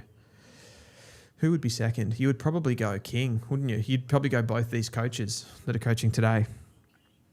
Birdman says, can make a case for King to be the best coach. Yeah, exactly. I think as far as if you're basing it on outperforming expectation, it's King. But I do think you have to wait in kind of the excellence of the run that Freo have been on and finishing on top of the ladder. It probably still outweighs it for coach of the season. But King's been incredible. The game could play a part in who they pick, to be honest, says Gen TX. This game could play a part in who they pick. Is that going back to the draft, or have I missed some in-between conversation there? People saying Longmuir versus King for best coach of the season. I would agree. Oh, yeah. Which coach would you pick based on this game, I think he means? Oh, in this game. Oh, that's interesting. Well, I mean, I suppose... I think Melbourne have been the better team, but then again, Freo are handling themselves as well. Yeah. I feel pretty comfortable Fremantle have got this right where they want it.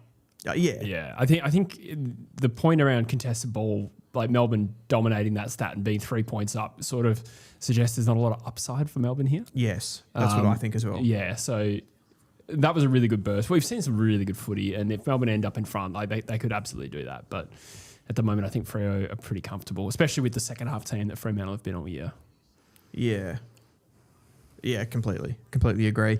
It's really the only argument that you could make for Melbourne in this situation is it's at the MCG. Yeah. It's not Freo don't have the Wharfie time factor in this one. That's true. I think they'll be okay though. I agree. Yeah. I agree. Should we pick our 22 under 22? Yes. You want to do that? I will need some sort of HDMI implement. Yes, of course. You will. That's okay. We need to show this on... we only need to show it on the ATEM, right? So we'll get that organised. Yep. The producer will do that in the background. A reasonably lengthed HDMI to Jesse's computer, which I was supposed to get in the pre-show, but we ran out of time. Slightly above average, some would say. Slightly above average, exactly. As we get ready to do that, I had a question for you, Jesse. Okay. Josh says Longmuir and Daylight.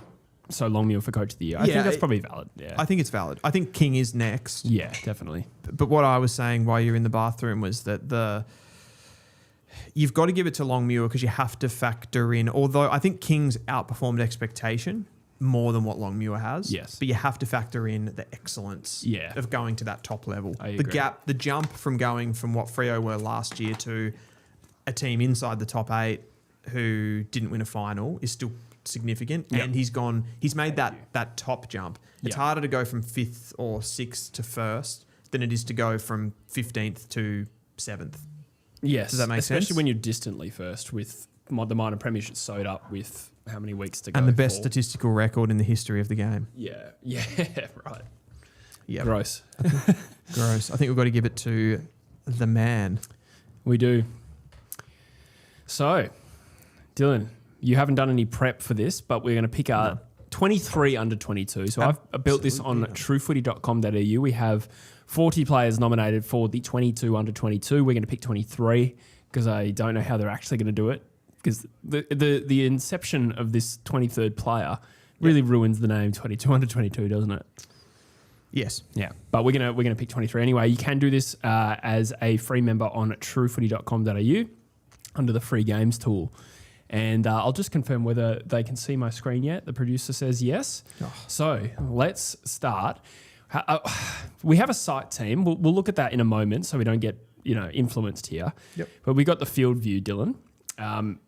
You can't actually see the team, can you? No, I can't. No, you can't. Is that a problem? I can see it here. Me. I can see it you here. can see it. It'll there. be slightly delayed, but I'll see it here. All right. So should we just work through the locks? Maybe you should get the nomination list up, actually. Are you able to do that? Yep. Because I reckon we start with the absolute locks. Who's an absolute lock for this 22 under 22 team? The first one that's coming into my mind as an absolute lock, and I might be very biased here, but Cooper Trembath. Wow. Okay. Is he in the nominations? Yeah, he is. Yep. Good. I think so. How many key forwards are we going to pick? Well, he could probably make the team as the second ruck at the very least. So on balance terms. He's so good. Yeah. So let's maybe, I reckon. I've got the. Would you put him as starting ruck? Because there's also Mitch Edwards available. I'd take Trembath. I get, but he's not he can't be a ruck. There's only one ruck. He can't be the ruck. No, that's right. So I think we'll pick Mitch Edwards. He's the only nominated ruck. Yep. And then we'll pick Trembath as the other one. He's not the first player that came to mind. No, but you are I biased. Definitely a North Melbourne lens there. Yeah. What about, let's think about key backs, because I reckon Harry Dean is probably another lock for this team. Absolute lock. Absolute lock. So Harry Dean. We've also got Connor O'Sullivan, Harry Dean, and Ruben Ginbey. I'm just looking at the names now, and I'm like, is Harry Dean absolutely a lock? He probably is. I think he is a lock. He probably is a lock. Yeah. Connor O'Sullivan is an absolute lock. Yeah. Absolute lock. Yeah, I'm happy with that. It just becomes a trickier situation there between Ginbey and Mac Andrew. I think Ginbey on performance gets in. He did get injured. I'm looking at the names. I'm completely comfortable with the 3 key defenders of Ginbey, O'Sullivan, and Dean. That's where I would lean to. If you were talking about balance, so I just want to clarify this. If you're talking about balance of a team, that's probably a bit small. Yeah. As a key defensive lineup, but I don't think we're doing this on balance. We're doing this on just performance. Have you had an all-Australian type season? Yeah. As an under 22. Okay. There's got to be some other locks. I reckon Harley Reid is another lock. Absolute lock. That's exactly where I was going to go next. Yep. So we also have guys like Jagger Smith, Harry Sheasel, Will Ashcroft. Okay, before I lock any of those guys in, I've got to read the names through to see who I'm leaving out. So I think Will Ashcroft is a lock. Yeah, I think he is too, to be honest. Will Ashcroft is a lock. And then I'm going to go forward. I'm going to have... Can I do this? Yeah, you just go. We want to get the lock so we don't miss anyone silly. Nick. Yeah. Watson, yeah. The wizard. Close to the first player picked. Logan Morris. Yep. Just put him in. Totally agree. I reckon Murphy Reid has also got to go. Murphy Reid. Yeah. Lock. Murphy Reid. Lock.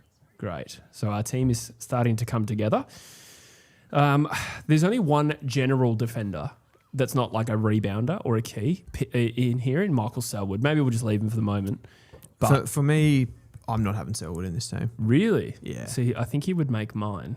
But let's park it for a moment because he's got to be one of the last ones, I reckon. Jagger Smith's got to be in this team. Yep. So we have our on-ball division of Harley Reid, Jagger Smith, and Will Ashcroft. Nothing too controversial there. If you go wingers, there's a bit of... Whoops. Oh, I accidentally just moved Harley Reid to the wing. Is there a genuine winger? Well, there's Darcy Wilson. There's Darcy Willem Wilson, who's more of a winger than anything else. There's Harvey Thomas. Yep. I reckon Harvey Thomas has got to play. Could he be... Is he a lock? I don't think Joel Frazier's had the greatest of seasons. I was surprised he was nominated. Yeah. To be completely honest with you. So I'm not sure I could have Frazier in there. Like, I do like him as a player and a prospect, but I'm not sure his season's been good enough to be in there. Harvey Langford. I think he's got to be in there. Yeah, I think I'm happy with Harvey Langford in the team. And he is actually a specialist wing, which I don't want to go too far down that road of like being like, oh, we have to have a great team on paper, but I think that works. Yeah. And he's had a good enough season. Yeah. So we've got Jagger, we've got Will Ashcroft. We do. I don't think Dan Curtin has had a season he's been complete injured. enough. He's been injured and he's still a prospect at this point for me. Yeah, I agree. What about a Cam McKenzie? He's got some competition there. Like Sheasel's also had a very good year. I reckon there's probably a few more locks that we go through. I think there is like too. we've only picked one key forward. So who's our mid so far? We've got Reid, we've got Will, we've got Jagger. And we got Langford on a wing. Langford on a wing. At centre half forward, we need another key forward, and you're looking at we've got Trembath on the bench, but you got Cadman and Caddy, and Shanahan. Cadman and Caddy. They've all, I think, got pretty similar records of goal output this year, like something in the mid-20s. Yep. Oh, geez, I don't know if I could go Shanahan in the under-22s. You are a known Shanahan hater, though. I'm not a Shanahan hater. Come on. I like Shanahan. Yeah. No, that's really tough, though, splitting those three. It is. Who's been the best out of them? Like, Caddy's probably got the hardest job. I think Caddy's got the toughest job. Cadman's probably had some bigger games. I was going to say, if you actually looked at the numbers, would Cadman be on the basis of this season? Would Cadman actually be the guy? Maybe. I suppose I am, and this is an unfair thing, and we said we wouldn't do this. Am I basing it too much on I think Job Shanahan's the least talented of those? I can't answer that for you, Dylan. Is that what I'm doing? So tell me, I want you to answer why Shanahan's had a better season than those three. I wouldn't. I would probably go the other two. But the output all this year, I think, is all fairly similar. It's fairly similar. Yeah. Okay. Yeah, Caddy's got to be in there. Yeah, I think Caddy's probably the first one picked. Yeah. And then I would go Cadman. So that would mean Shannon. And we've got Trambath as well. Yeah, that's fine. Yeah, that's okay. Yeah, so we'll go... oops. You can filter it and pick a third key forward. Sorry, I want to get People that. in the chat saying Caddy's got way more... I just picked Connor O'Sullivan. Apparently Caddy's got way more goals than the others. Has Well, he? not Morris, but he's kicked 37. Oh, okay. Well, there you go. That only enhances the point. We picked him there anyway. Yep. I thought he was about 27. So didn't double check that. And now Blake Cooper said, wow, the Job hate. Really? You are a known Job hater. I'm just doing to you what you do to me.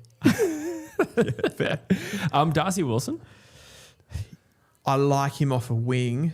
I'm trying to contextualize. So he's in as a forward. Yeah. Does that mean we have to pick him on a forward flank?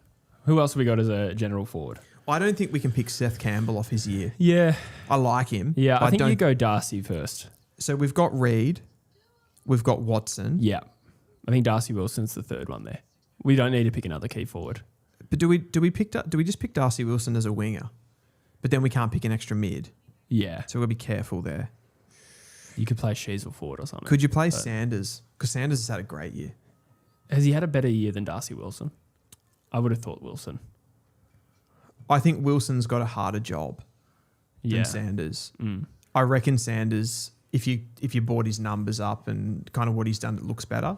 I do like Wilson more as well. I think Wilson should get picked on a forward flank and let Sanders battle it out with the midfielders. Okay. So obviously I agree with you on that. That rounds out our forward line. Yep. People won't like that though. Yeah. People will come for you specifically Sanders. for that. Yeah. And I just want it known that So threatening. We have 4 bench spots though. we do.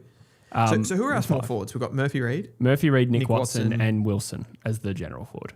Yeah, that's hot. Although I'd prefer to play Wilson on a wing, but Yeah, that's fine. We'll just park that for now. Yep. We don't have any running defenders yet. Oh, God. We don't have any running defenders. Empty the slot. I actually was looking at this and I So don't Wilmot, love- Archie Robertson, Weddle.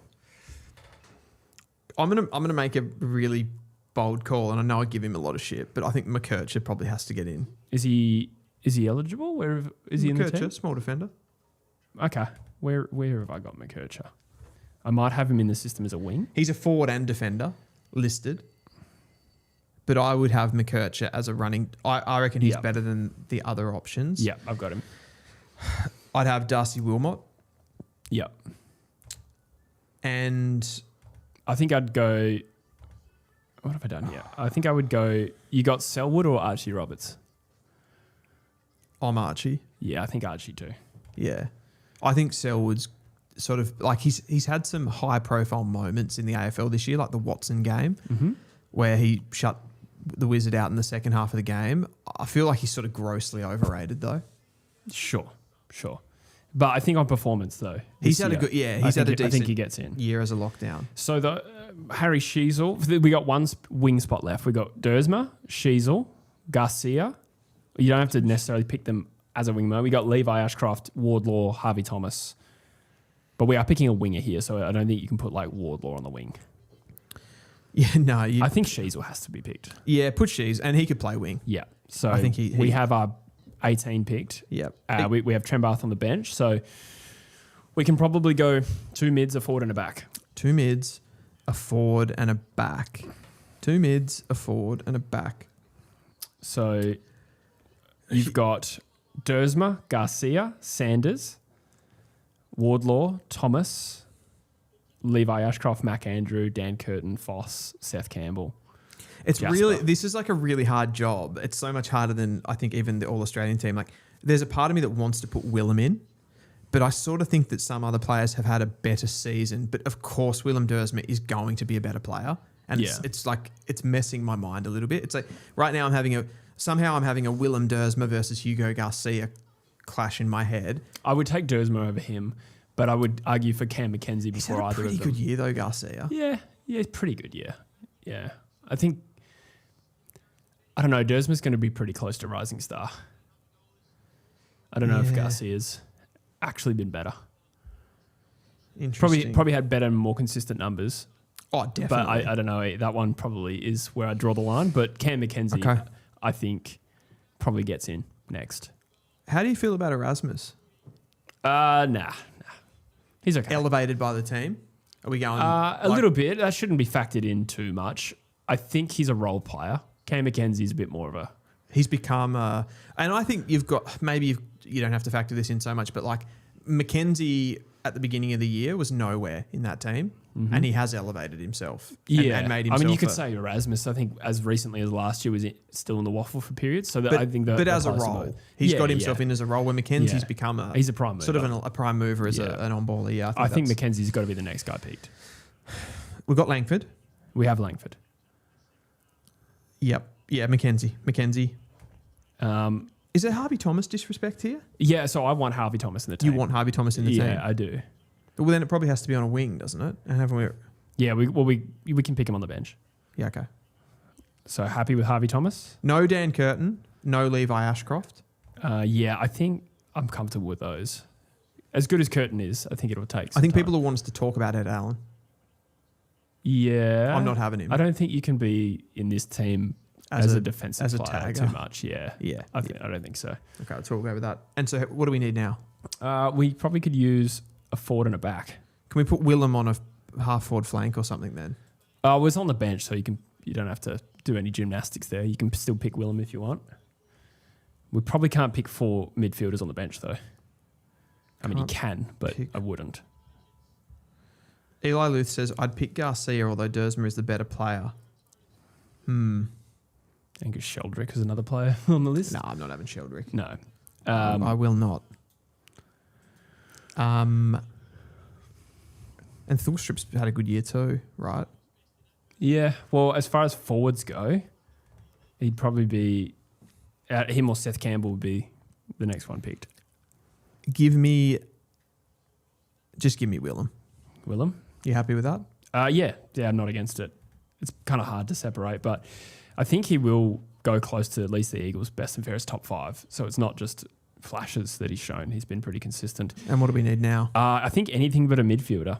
Anything but a mid. Yeah. So Mac Andrew would be like a tall that you could bring in. We do have Trent Barth on the bench too. It's crazy that Mac Andrew's that young. Yeah. He feels like at least 25. Yeah, 20, just feels like he's been around forever. Draft. Yeah. I mean, we can pick a midfielder if you think they deserve it a lot more. Levi Ashcroft and Hugo Garcia, Riley Sanders, Wardlaw, Foss, Seth I think Campbell. so. I think Foss is going to be. See now that I've picked Willem, I'm like that opens the door for me for a Foss, because I'm like, well, Foss has had a good year. He's played a lot of defensive roles though. Yeah.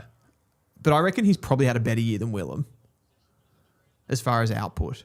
Possibly.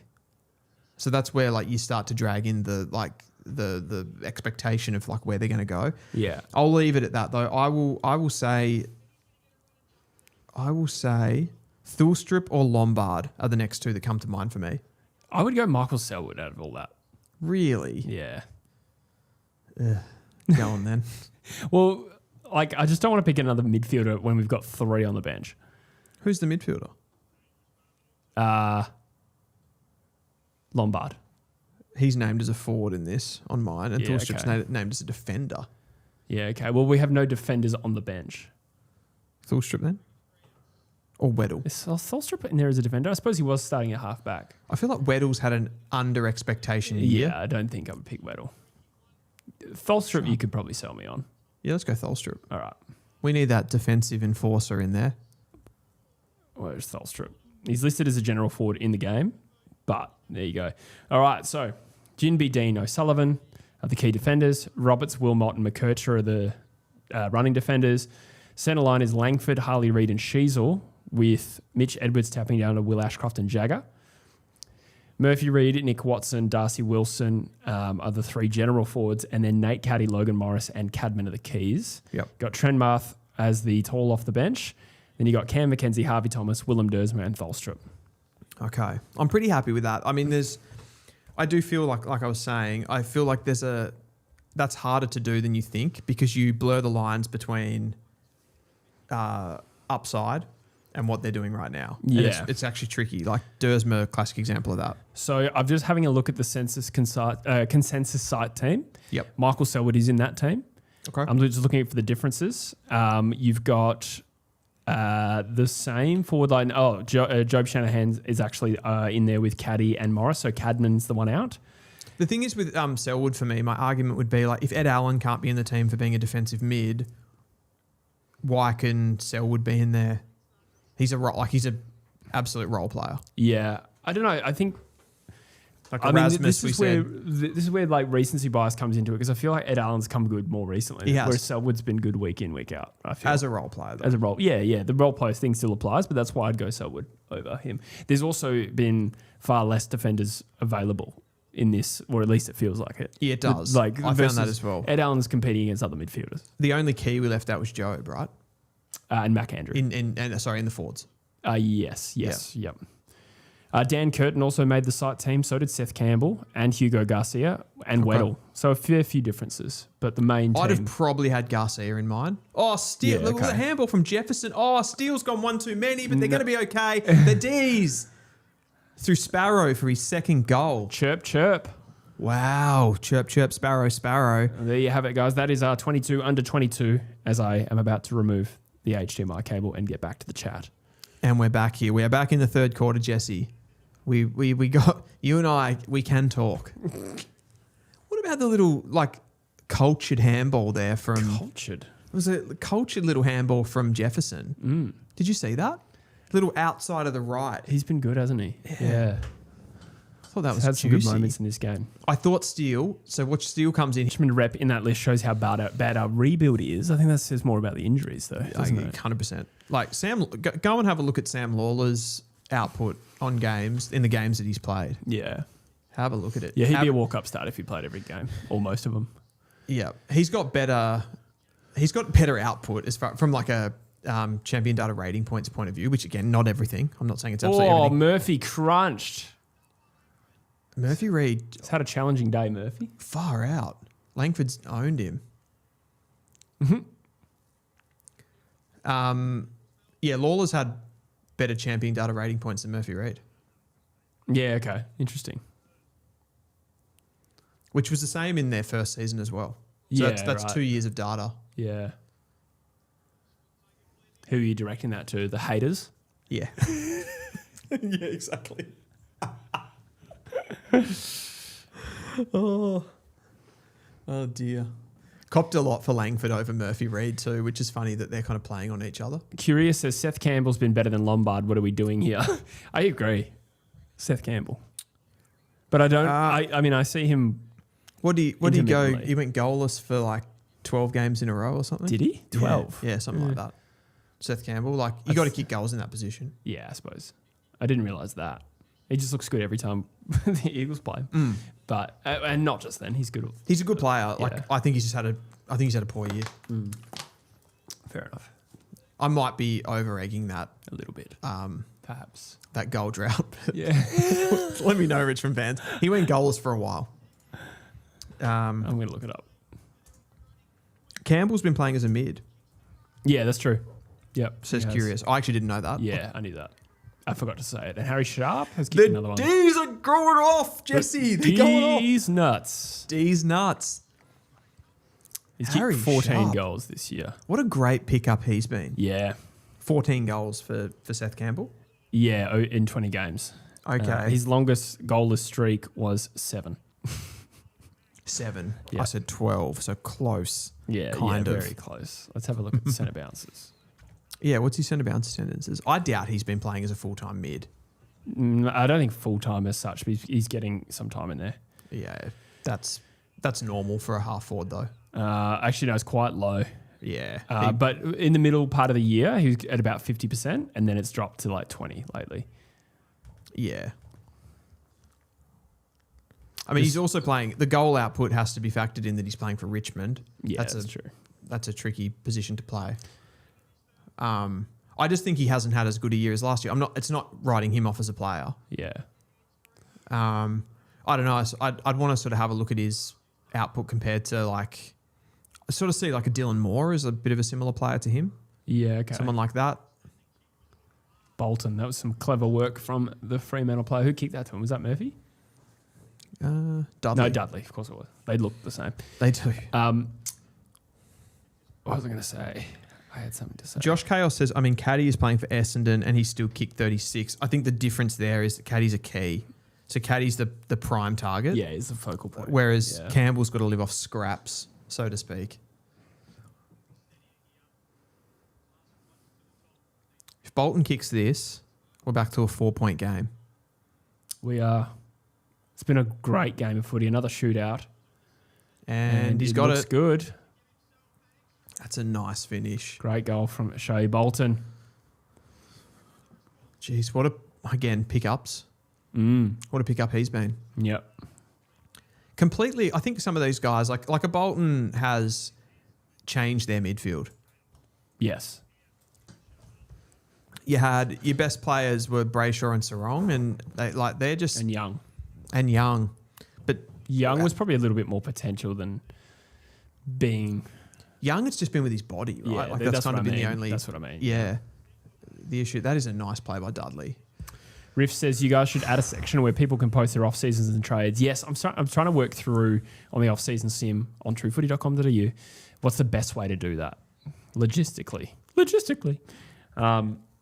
And somebody asked about redrafts. Yes, they're coming soon. I'm going to add 2023 soon.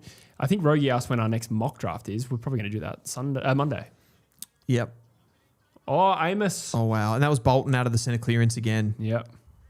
They respond quickly, don't they, Fremantle? Gee, they just get back in the game. 12 goals too today as well. 10 marks inside 50. The stats just come up. JSEP says, when does the draft combine happen? That will be in October. During the trade period, usually? October. Yeah. I mean, it seems like conflicting times. Maybe not the exact same time. No, they couldn't be doing interviews and trades, could they? It does seem like a poor scheduling decision. No, but I feel like it's around the same time. Yeah. Amos has kicked 4. Wow, and they're back in front, the Dockers. I think 4. Yeah, that's 4. Because you said 4 last time and it was 3. Yep. So eventually I've got to be right. Yeah, you really want If I keep that saying number that. 4. Yeah. The D's, again, this is what Freo have been able to consistently do, right? Like, it just looked like the beginning of this quarter that the D's were all over them. Yep. Great tap from Jackson. Are they in front now? 2 points? They're in front. Yeah. They're in front. Just a reminder, we are also live on Sideline FM, audio only, but less delay. Less delay. How is the delay, actually? Let us know in the comments how the delay is on this one. If you know. I guess you'll be able to tell if you've got the game going, right? I'm interested to know that. Oh, so enough about this game, Dylan. There's a big clash on tomorrow that could drastically impact the season. West Coast v Collingwood. Bit of discussion around Collingwood's outs. It's the question on everyone's lips. Collingwood's out. Yeah, they've just picked a very disrespectfully young team. Have they? I think they've had a number of injuries that may or may not be injuries. I don't know, but Pendlebury's not flying over. Howe's not going. I think DeGoey's injured. Maynard's already out, and there's a whole ragtag team of misfits that have been selected. I really don't think it's going to be a problem for them, do you? I think this has been this diluted wave of optimism from Eagles fans now. How disrespectful. I say that. I bet we win now that I've just said You're actually the money is flooding. It's absurd, isn't it? Wow. What are the odds? $2. You're $2.40 to win. That's ridiculous. I mean, they're still favourites. They're $1.56. So but it should be like $6. So you guys have omitted Sandy Brock, the tall, oversized flanker. Yes. Harvey Johnson's been omitted, and Ryan Marrick has been omitted. A long time coming. I reckon McQualter's just gone, I'm done with these tall flankers in Marrick and Sandy Brock. Harvey Johnson, a different case. In comes Liam Baker, huge in. Yeah. No. He's an upgrade. He hasn't been great this year. Josh Lindsay. You love Josh Lindsay. Do I? You love Josh Lindsay. Do I? Yeah. I think he's all right. I feel like you're quite big on him. Nah. No? No, I'd say less than the average Eagles fan. I think I think he's good, but I understand why he's not in the team. He can kick the footy. Yeah. Tom I think Gross. he's a good player. You're a bit of a Tom Gross hater. You're just going extremes. Yeah. That was a joke. But, okay, so I'm looking at... So in Noah Howe's, wow. Sam Swadley. Debut. I didn't realise it was his debut. I swear I've watched him play before. Maybe in the Sandful. Yeah, maybe. But I don't watch a lot of Sandford, to be honest with you, Dylan. It does. Noah Howe's, that name feels like I don't know, it feels common. It feels like we've had that player in the AFL before. Swaddling, I guess Sullivan, there's like Hayes. Anderson and who's the West Australian guy they got?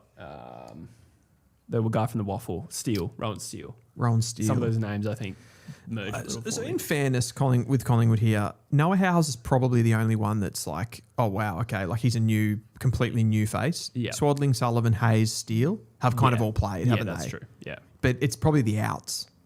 DeGoey, Pendlebury, Lipinski, Perryman, Howe. Collingwood cope with their outs better than most. They clubs. do. And I was sort of taking the piss talking this game up as a contest, and now we're getting quite deep into it. But it caused a little ripple online, the selection. Just from the perspective that Collingwood are disrespecting Yeah. a once great club. Yeah. Have you guys forgotten last week? God. No. I actually think we will play well. I think we have to. Yeah, imagine if you beat them. That'd cause a... I think we could be close, like in the same way we were the first time, but they're too experienced to not be in front when the final siren goes, in my opinion. They just manage those... AKA winning the game. Yeah, they manage those... Oh, well ball! done. Great tackle That from was Cozzy. great. Wow. They manage those moments so well, Collingwood. They do. And like they can't... Oh, who was that? Was that Cozzy who kicked it? Yeah, it must have been. Oh. He was just a massive net negative then. He got the ball back and passed it to Tracy at the top of the square. Oh, dear. That's a momentum shifter. Did you know when you're bringing the ball in from the back line, specifically from kick-ins, but you could probably say that was similar to having a kick-in that moment, you're twice as likely... Oh, he's missed. Tracy's missed the goal. You're twice as likely when kicking in from defence to have a goal scored against you as you are to score a goal yourself. I mean, that makes sense, doesn't it? Let that sink in. Yeah, but I'm just saying That is statistically what it is, like double the odds. Yeah, it's like 6% you're likely to score a goal. Okay, and 12%. And 12% to have a goal scored against you. Yeah, okay, interesting. That statistic is specifically from a kick-in. Yeah, But okay. I think they were in a similar situation. Yeah. Just the oppositions, that's generally why teams don't, from the kick-in, they don't go down the middle of the ground. Yeah, right. Yeah. Makes sense. Or to the top of the goal square, up and under. Exactly.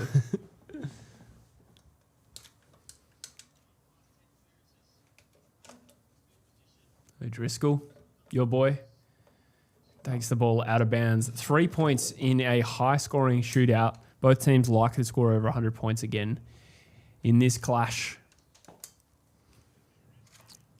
Jackson on the bench.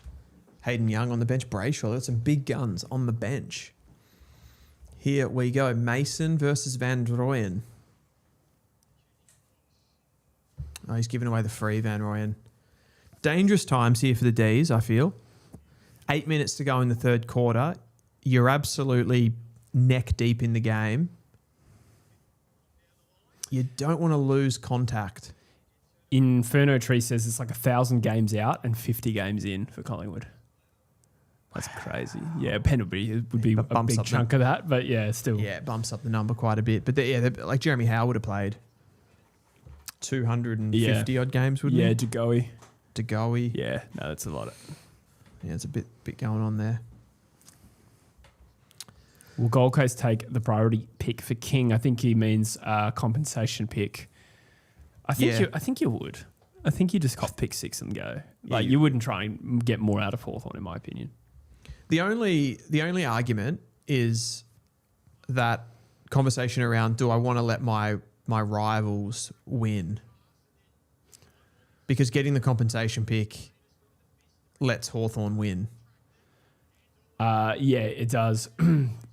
Ball! Oh, Murphy just gets a kick out. A flower bag has found Jay Amos, who's had an absolute day out. Wow. Who's playing on Amos? You just can't get close enough to him. Yeah.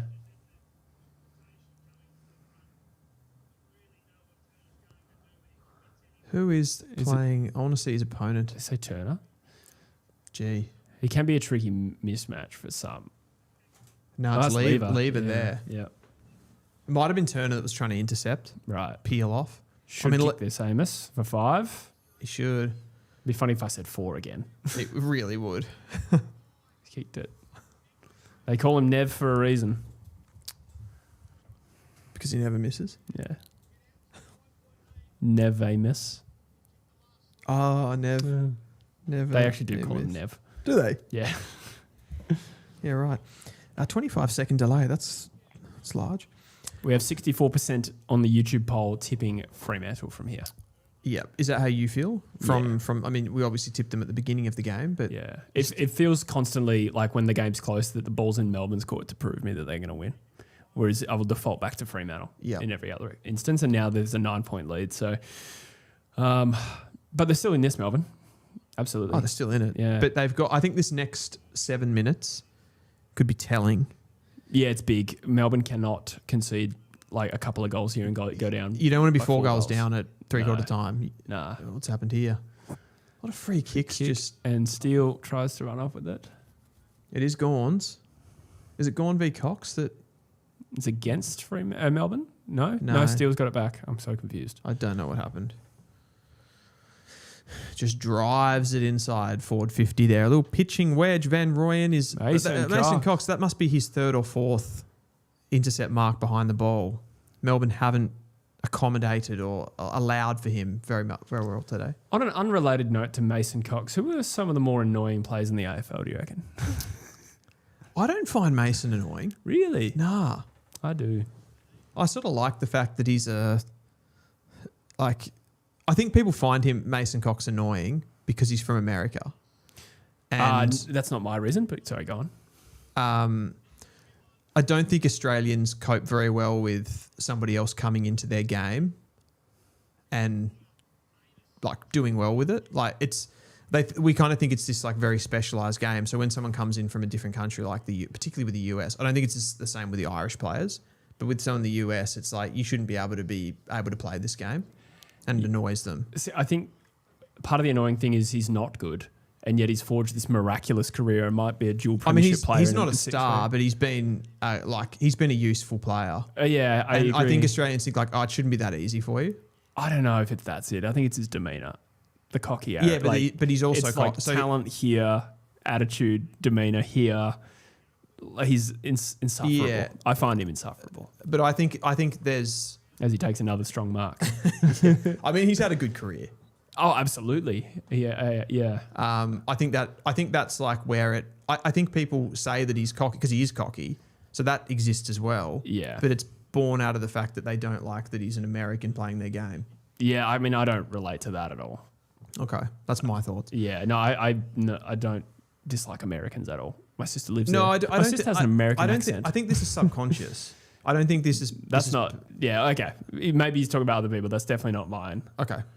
I find him irritating for his he'll do nothing and be useless, and then he'll kick a set shot and he'll prance around like an NBA star. Yeah. I don't like that. So you must dislike Pat Voss then. You know what, Pat Ross? There we go. So there's the disconnect. Pat Voss is a lot better player, but no, Pat Voss is more fascinating. Why? Like I think he's a flog, but he's more like. So you do think he's a flog? I feel like there's something going on that isn't diagnosed. You know what I mean? Okay. So like, I don't look at that where I'm like, I don't viciously dislike it. I'm fascinated by the behaviour. You think there's something clinical? I do. Okay. I do. Okay. And I don't feel like I want to attack him for that. So wait, where do we start this? We said players that are annoying. I'll give you Pat Voss as an annoying player though, to be fair. Oh yeah, he definitely fits into that that category. I mean, of those types of players that get big, but yeah, like I feel like Mason gets an unfair amount of hate for doing that when so many players have done that in the league. I don't think you can be that like unco and be that arrogant. Mason. Yeah. I mean, he's 211, isn't he? Yeah.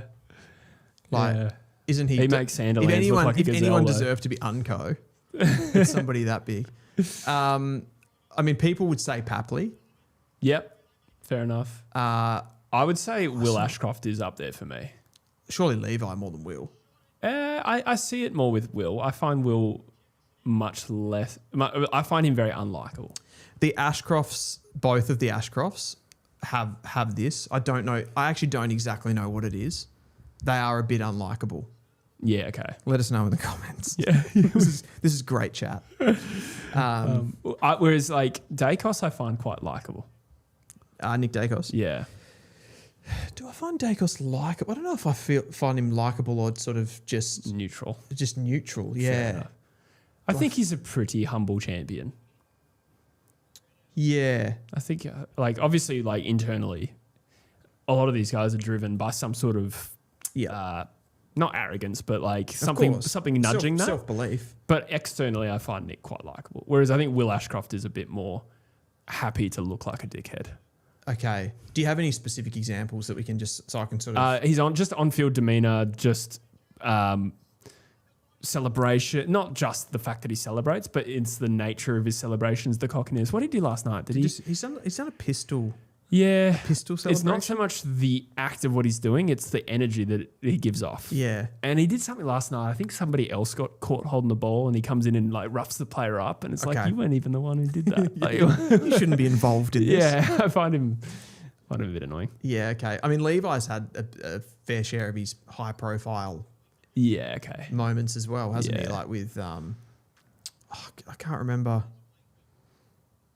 There was a big one this year where he did something, like he actually did a gestation that to something. And now I can't think of it, which is poor.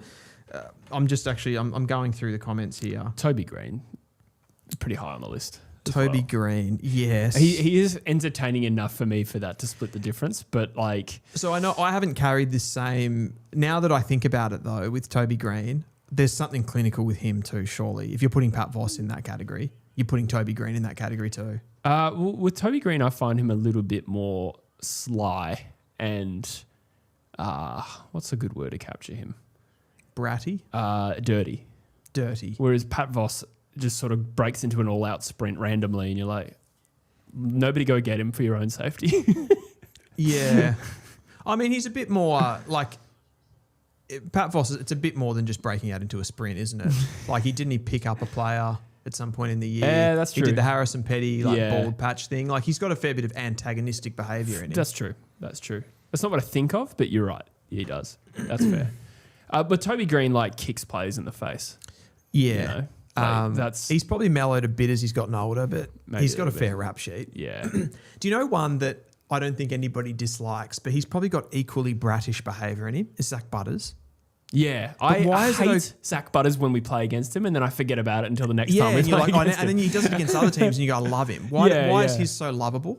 I don't know. Yeah, I don't know. Like when we play Port, I start to really hate like Horn Francis and Butters, but I find I let that go by the end of the game. See, I think there's certain characteristics within players of how they play the game that comes back to protect them in this situation. If I go back to the Mason Cox thing, that's what I think people do. I think there's like subconscious beliefs and ideas, greater ideas that people have about life, and then they put them back onto players in the arena. Right. Does that make sense? No. I'm sure it did. I just didn't follow it. Okay.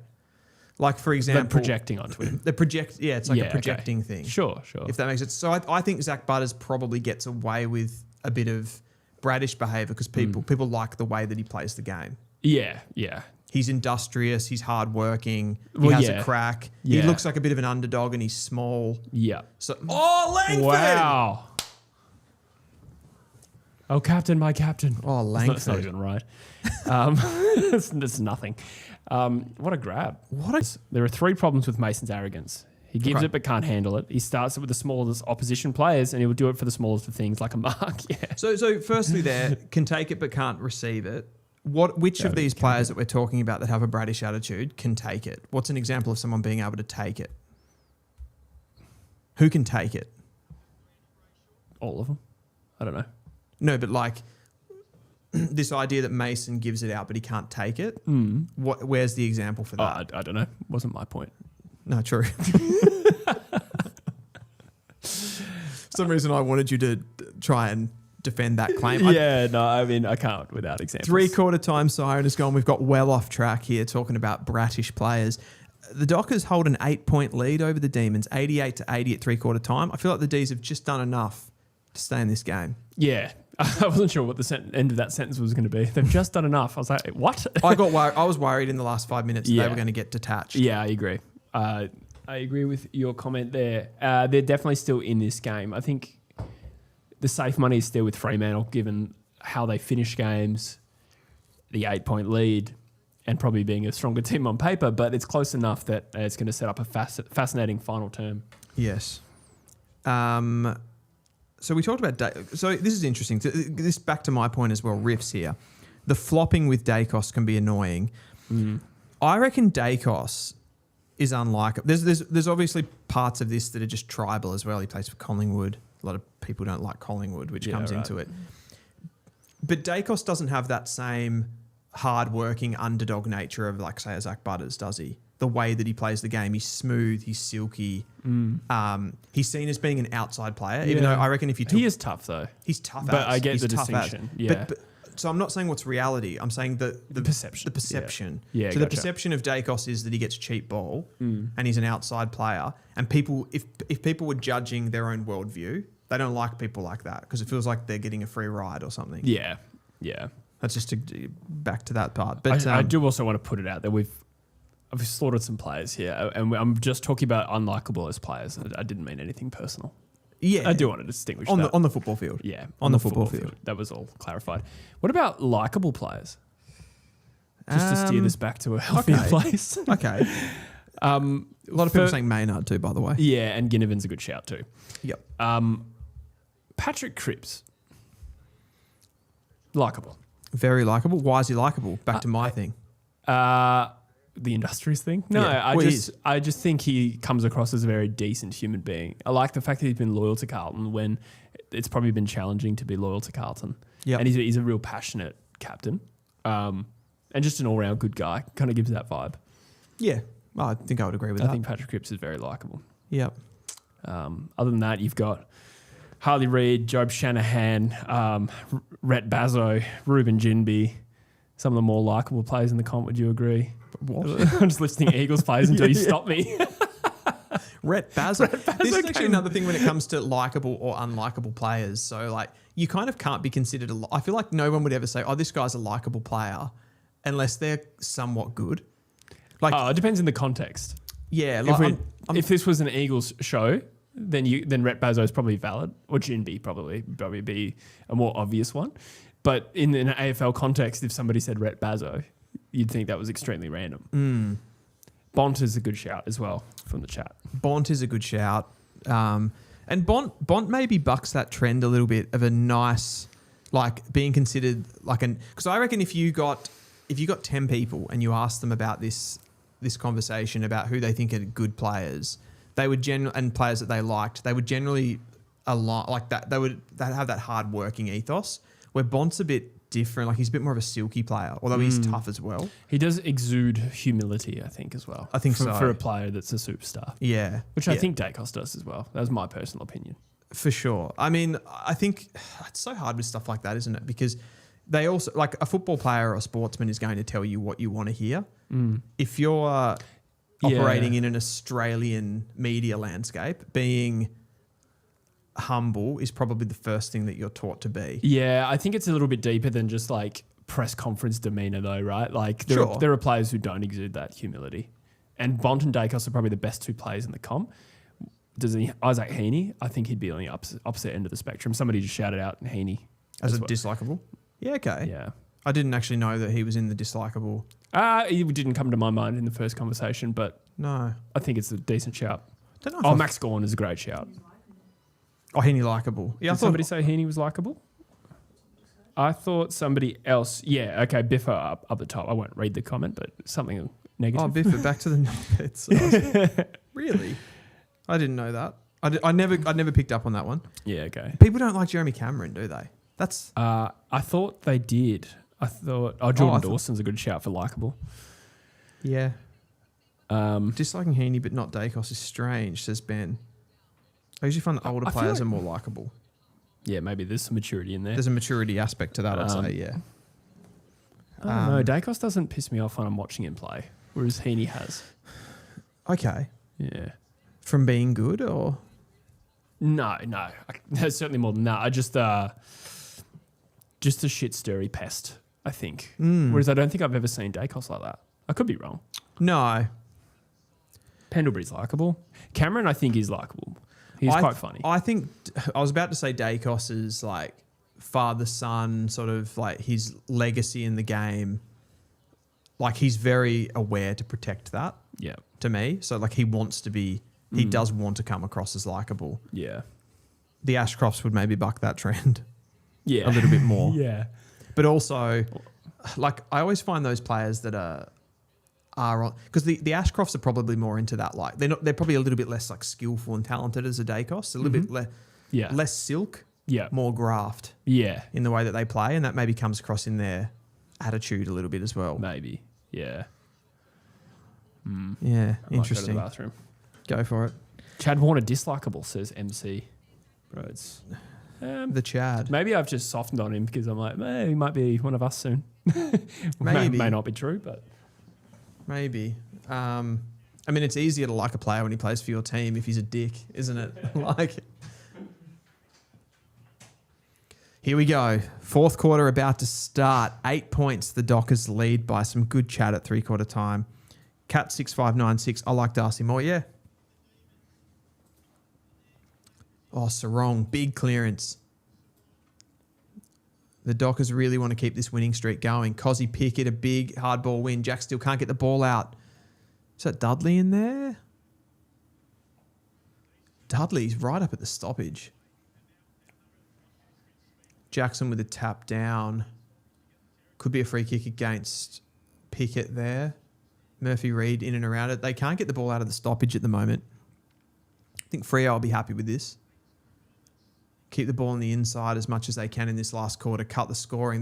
They will not want this game to go into like a big shootout. Oh, Tracy's hands. Honestly. I can't believe how good Tracy's become. Kicks it inside 50. Gawn's there. Oh, Amos nearly took the mark. Spilled out. Erasmus Swikowski did well there. Little turn. And Murphy Reid. Oh, no, it's gone over his head. Reid. Oh, they just mark everything. This team in the air, the Dockers, every time the ball's in the air, they mark it. It's impossible. How did that turn out to be a shot at goal?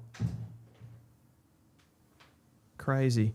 What are people saying in the chat? We've got 83 in the chat, guys. Thank you so much for being with us. And thank you, BENQ, for changing the way we watch football games. As Matt Johnson, that's $200 of savings you could make by changing your game day experience. We're going to be watching all the finals and grand final day on this bad boy.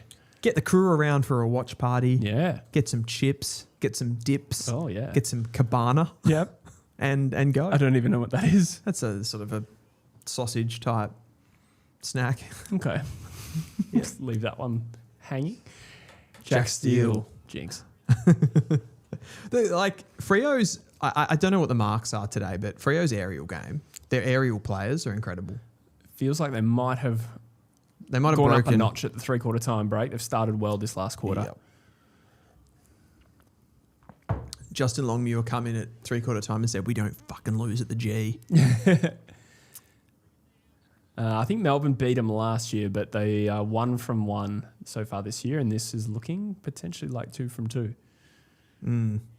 It's a good place to be. Oh, that was sloppy from... was that Fitzgerald? So how's that any different to the Caleb Windsor one?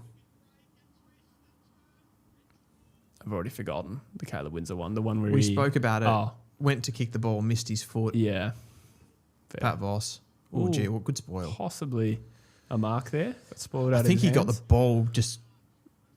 Yeah, I think he got the ball too. Just whether it was probably a mark first. Brayshaw and Cozzy are having a little fight off the ball. Got that little picture-in-picture. Harrison Petty manhandled. But the two balls. Yeah. The what? The two balls. The Shabbat. Oh, facial. Was that facial glory That- on he's his had a- knees? He's had, he's had a great day so far. But that was a moment to forget. Although they've won the ball back. Petty, the balls! The balls! He tries. They're on each other's ass. he turns into a prime Dustin Martin for a split second, and the ball's wrapped up.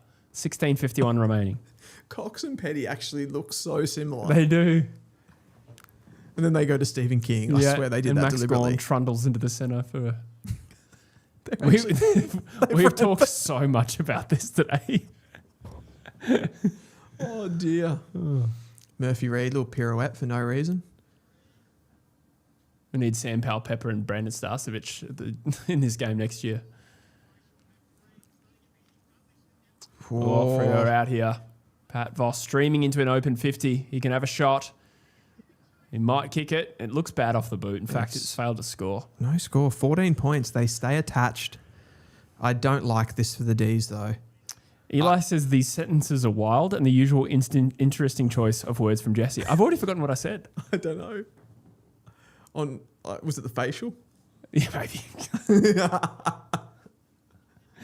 I can just see bald heads. Like that's all I can see at the moment. Yeah. Giath. Pirouettes. Tasty little movement. This is the kick that's It's a eluding kick. them at the moment. That was kick. nice.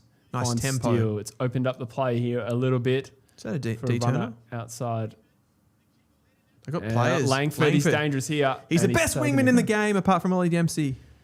Yeah. Is that I'm a fair? Harvey Thomas fan too. Yeah, he's good in a different way. Yeah. In a different way. Langford, an opportunity here in the young player's career. He's running a very interesting bit of facial hair. A goatee, one might say. It's more of a mote, I yeah, would say. yeah, true. It's a big kick. Has he got it in him, Dylan? I think he does. He's got it in him. It's Yeah. a tough shot, though. Yeah, it's a tough shot. On the left. I feel like he'll get it. It is sailed. It's not going to score.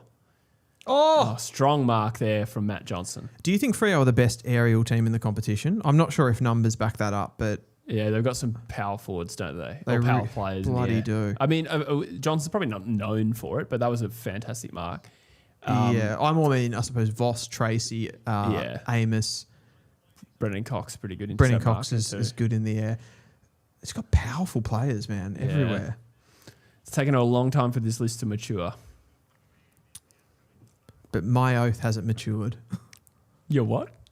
I said, but my oath. Your hasn't- oath. My oath. I don't know, like bloody oath hasn't matured. Oh my oath. I've never heard that before.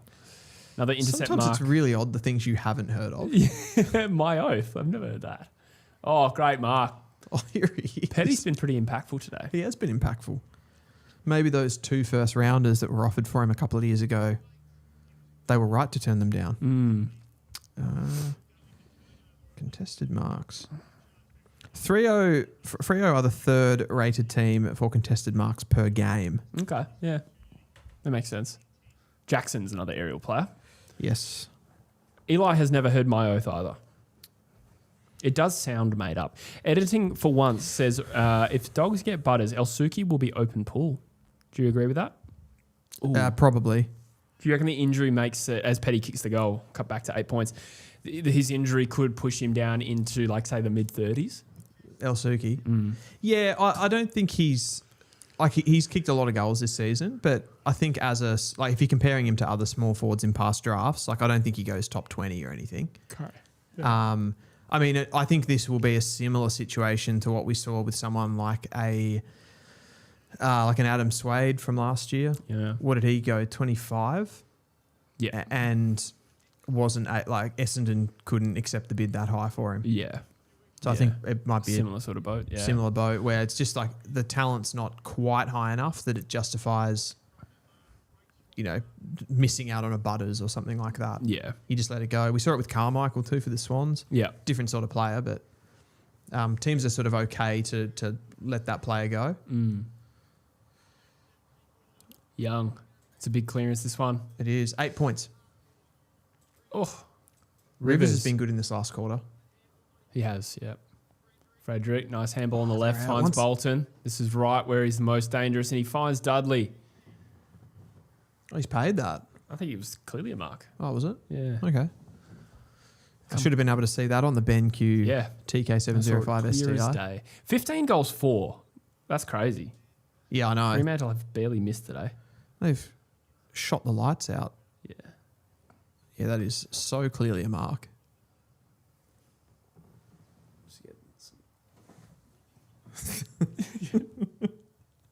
Just a little Instagram action for you. Big kick for Dudley here. Interesting run up. He's missed though. Bad off the boot. 15 goals, 5 the score, and 9 points. Harrison says second best game of the round so far. Oh, your boys on Thursday. We haven't even mentioned them. Oh, we mentioned West Coast Collingwood before that. I actually took a bunch of notes for that game. Did And then you? you didn't even want to talk to me about it. I actually completely forgot about it. Outrageous. No. Have they paid that 50? Oh, you can't do that, surely. Cox is in there as well. Let's have a look at it. I kind of caught the end of it. Gee, I didn't think it was that bad. Let's have a I look mean, at let the me see it replay. again. Oh, really? He's not in the marking contest. I think it's technically a 50. Oh, come on, Jesse. Well, that's kind of what the rule's there to prevent, though, is Petty pushes him down so they can set up defensively. Sure, So I but they think- never pay that. Never. They should. They never pay that. And it actually frustrates me that Fair enough, like yeah. they don't pay that in general when even in open play. Sometimes the person just comes over and sort of like puts their arms around them Yeah. and stops them from playing on. Yeah. See, I think they should be harsher on them. I for that, agree. yeah. I don't you really wanna want be them to consistent. start in round 22 Yeah. Deep in the game. deep in the game when I kind of want the other team to make it a better game. Yeah. I'm with you. But I think broadly speaking, the competition, the AFL wants more open play. They need to get red hotter on. We saw even one before with Murphy and Harvey Langford, right? And it would have been outrageous to pay this 50, but Murphy already got caught holding the ball, and he just kind of stopped Harvey getting the ball. Yeah. And technically, like, had he legislate against that? Sure, but that was kind of the same impact, right? Holding up the play. Yeah. No, I actually do completely agree with you on that as a General thing. general thing. Yeah, I do agree with you. Yeah. But it was a soft way to potentially Just decide feels the like it was game, yeah. completely out of nowhere. Yeah, that's true. What's happened here? Oh, now he's given Melbourne a nothing free kick to even it Yeah, up. I don't think that was a free kick either. Yeah, that was weird. Free- I hate when they do that though, because it's like, yeah, but the last one you gave 50 and made it a certain goal, and now you've tried to even it up Yeah. with a random infield free kick. Yeah. Anyway. Wilbur the Pear says, if you're new to AFL, it's called netball now. Oh, well, that's not about danger. That 50, it's about tactically trying to slow Yeah.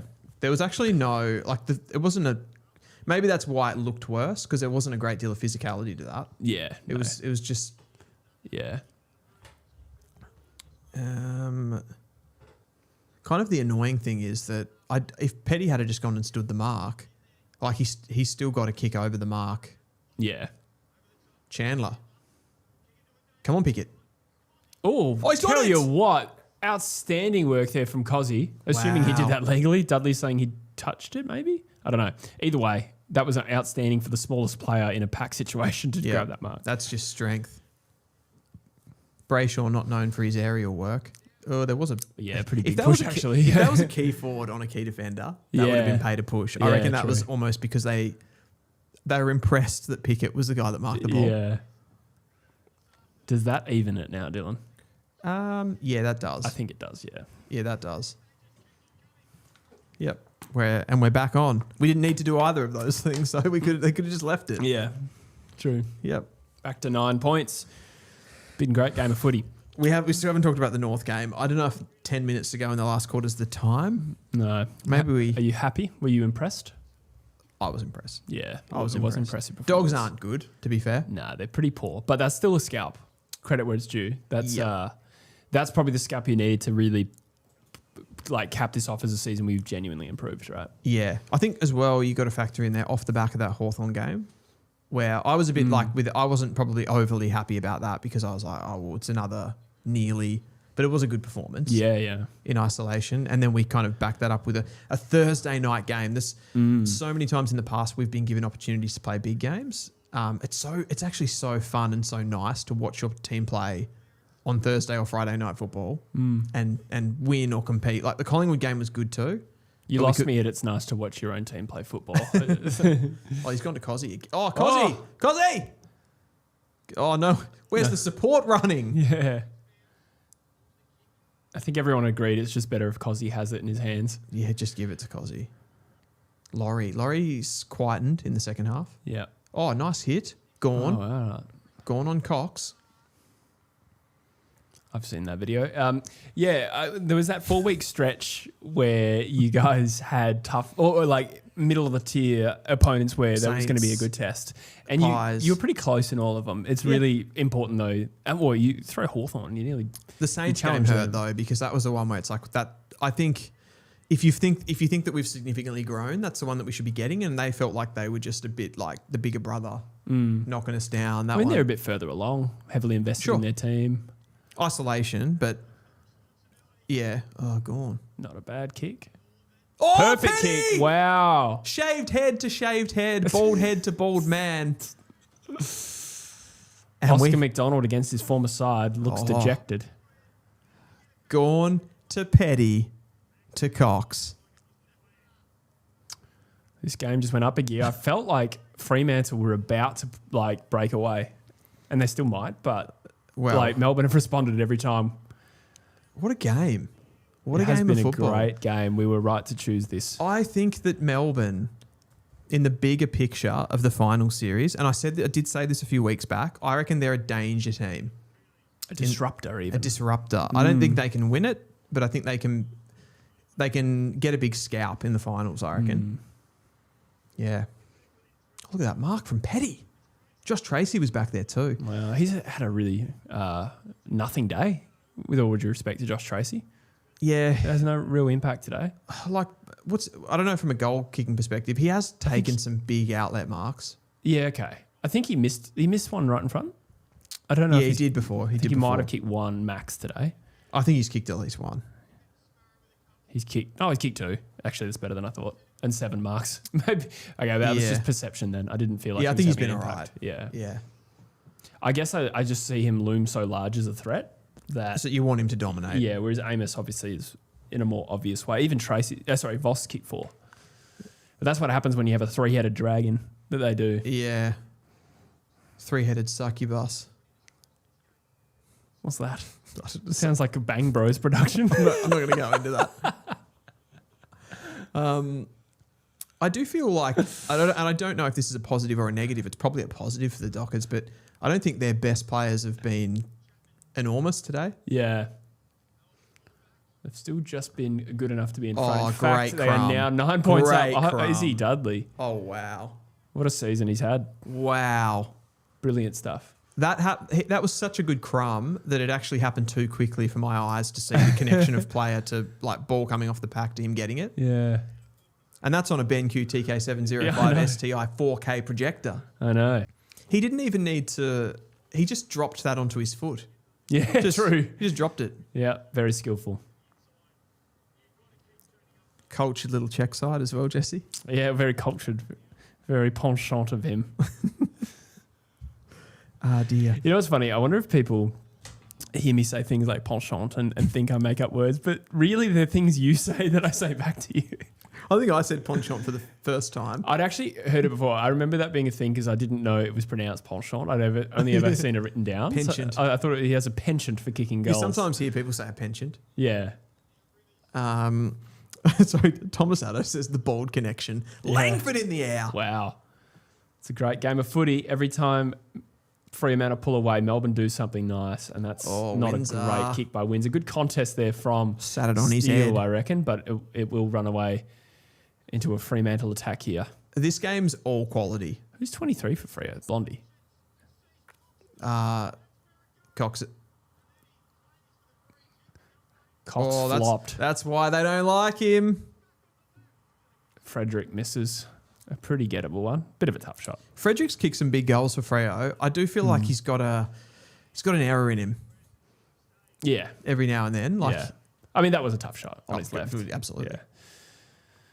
doesn't- Brayshaw just he- dumps the ball. He doesn't get a ton of the ball though, so he sort of has to. Players like that, Yeah. they kind of have to be clinical. Yeah, his speed is nice. It really gives him better looks. Oh, JVR. I haven't noticed JVR too much, but He's been in the ruck a bit, it feels he like has, today. hasn't he? Yeah. Petty's been the main target. Langdon with Oh Oh my God! What? I've never seen anything like it! What a goal! That was unbelievable FIFA-like goal from Harry Sharp. Wow. I saw him wind up. I'm like, he's not going to do it. He's not going to do it. He did it. That was genuine soccer skill. Langdon also deserves credit for getting that ball to ground. Brilliant. If you scored that on FIFA, you'd be bragging about it. You'd be making the player you're playing against watch all the replays. Was it a nutmeg? Did he nutmeg O'Driscoll then too? I That would have been complete don't accident if he know. did. Let's see. I don't think so. It didn't. Yeah. It went past the Wow. foreleg. Sharp Eldinho. Sharpaldino. This Sharp game goes Zima. up a gear again. Now, there's going to probably be a loud crowd in the dying moments of this game. Fremantle, the shoe is on the other foot for them. It is. This is a proper dress rehearsal. It Did is. they orchestrate this? Did they orchestrate this? Yeah. We're watching a play. Gone. Out of the centre. Gawn's Handballs dominated to in no the one ruck. really. Finds Salem. Can pick it, do something he can. Fitzgerald, the Fitzy. promising mid-season draftee. Petty Oh. falls over. Can he get the ball to someone? Oh, Fridge! And you wanted to trade him. You wanted to trade him. Great goal. The Demons hit the front. What a game. Oh, the D's. Oh, this game is just full of quality. It's one of the games of the year. 4 goals to 1 in the last 10 minutes. Yeah. Wow.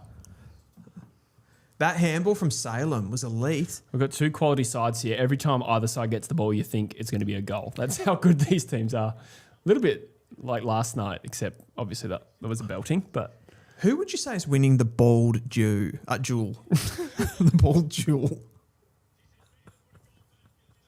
an unfortunate faux pas. I was like, what? Jewel. Well, by sheer numbers, Melbourne have more. So, yeah, you'd have to say Melbourne, yeah. Oh, dear. It's more of a volume game. Max now, and Gordon and Jackson. Petty have been large. Oh. Did drop the knees, but that probably still Yeah. warrants high contact. The bold door, as in Ballon d'Or. That's good. Yeah.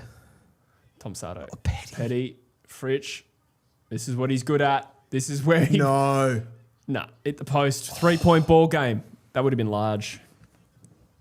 Wow. Josh Chaos is here. I was 10 minutes ago thinking it's first to 100. True. That was Fremantle, wasn't it? Yeah. They're about to breach 120. Cox. Oh, That is an awful kick from Brennan Cox. Cox. It's definitely Melbourne winning the bald affair here. They are winning the ball, the bald With connection. that potentially devastating turnover. from Brennan Langdon, Cox. Van Rooyen.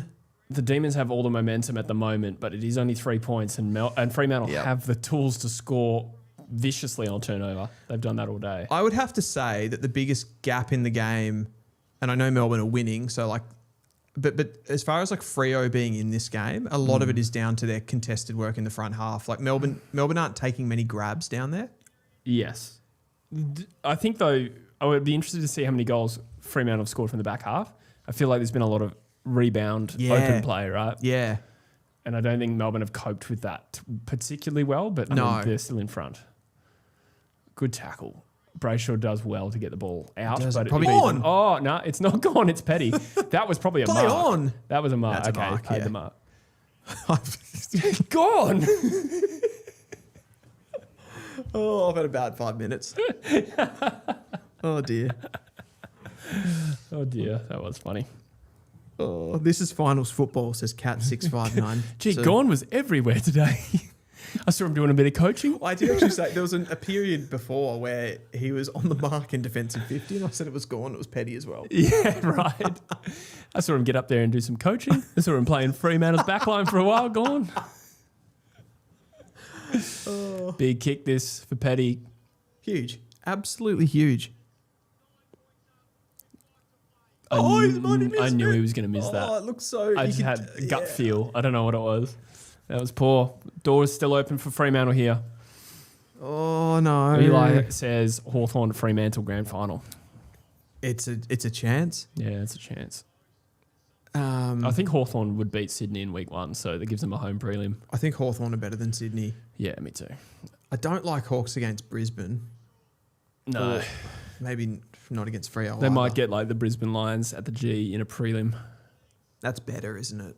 Oh, Voss. Here we go. Voss. Oh, I read that so well. Lever didn't even get a hand on that. Lever's struggling. Yeah. This is a big kick. This will be for number 5 for Cox, which I reckon... 5 for Voss? Yes. That's subliminal. Subconscious. That was also a... No, yours is funnier. Trying to just turn this onto you a little bit as much as I can. Inferno Tree says, this is easily one of the best games this year. Yep. It'll be dictated by the finish because I think Hawthorn Geelong will be hard to top for the final minute. Yeah. That has been sprayed to the right. It won't score. It's been spoiled. Good result from the 3 Demons. points. 17-10 to 17-7. Oh, this is hanging by a thread, Jesse. Bowie kicked that great goal before too. That was unbelievable. Like, he doesn't kick goals. Ooh. He did, didn't he? Yeah. Sharp. Wagner. Fremantle will go inside 50 again. This is big. Max is back. Oh, he doesn't get... Doesn't even read it at all. Oh, is that Turner? dear. I think so. Oh, it worked out okay. A big, strong spoil. Yeah, Turner's 10. By Brennan Cox. Yeah, I think you're right about Jacob Van Rooyen. I think they've maybe used him. I'd like to kind of watch it back to see what they've done with him. I feel like he's played in the ruck a lot. Hasn't been a major target. Yeah. Cox has got him right now. Here's Johnson. Did well. With a tidy handball. Finds Jordan Clark. Luke Ryan. That's a great... That is such a Luke Ryan kick. That is an kick. awful kick from Luke Ryan. Whatever happens, that was a weird decision. He does that so much. Brayshaw does well, gets the kick out, and a mark has been paid. Was it 15? It is not 15. I went early. Oh, that Still was a throw. Questionable disposal. That was a throw. Fitzgerald gets crunched. It's going to be... I'm actually glad they didn't pay that against Sarong because Fitzgerald just kind of threw himself into him. Yeah. There's not really much Sarong could have done there. Yeah. But it looked like a high free. Johnson does well again. Brayshaw. Butterfingers. Fitzgerald just bangs it on the boot. Fridge! We are down to 2 minutes 41 remaining. Fremantle have the ball on the wing. Johnson! Ball! What was Johnson doing there? He's had a good game. That was a bit of a brain fart. Took too long, Yeah, I didn't he? think he might have been trapped in two minds, but he just got trapped.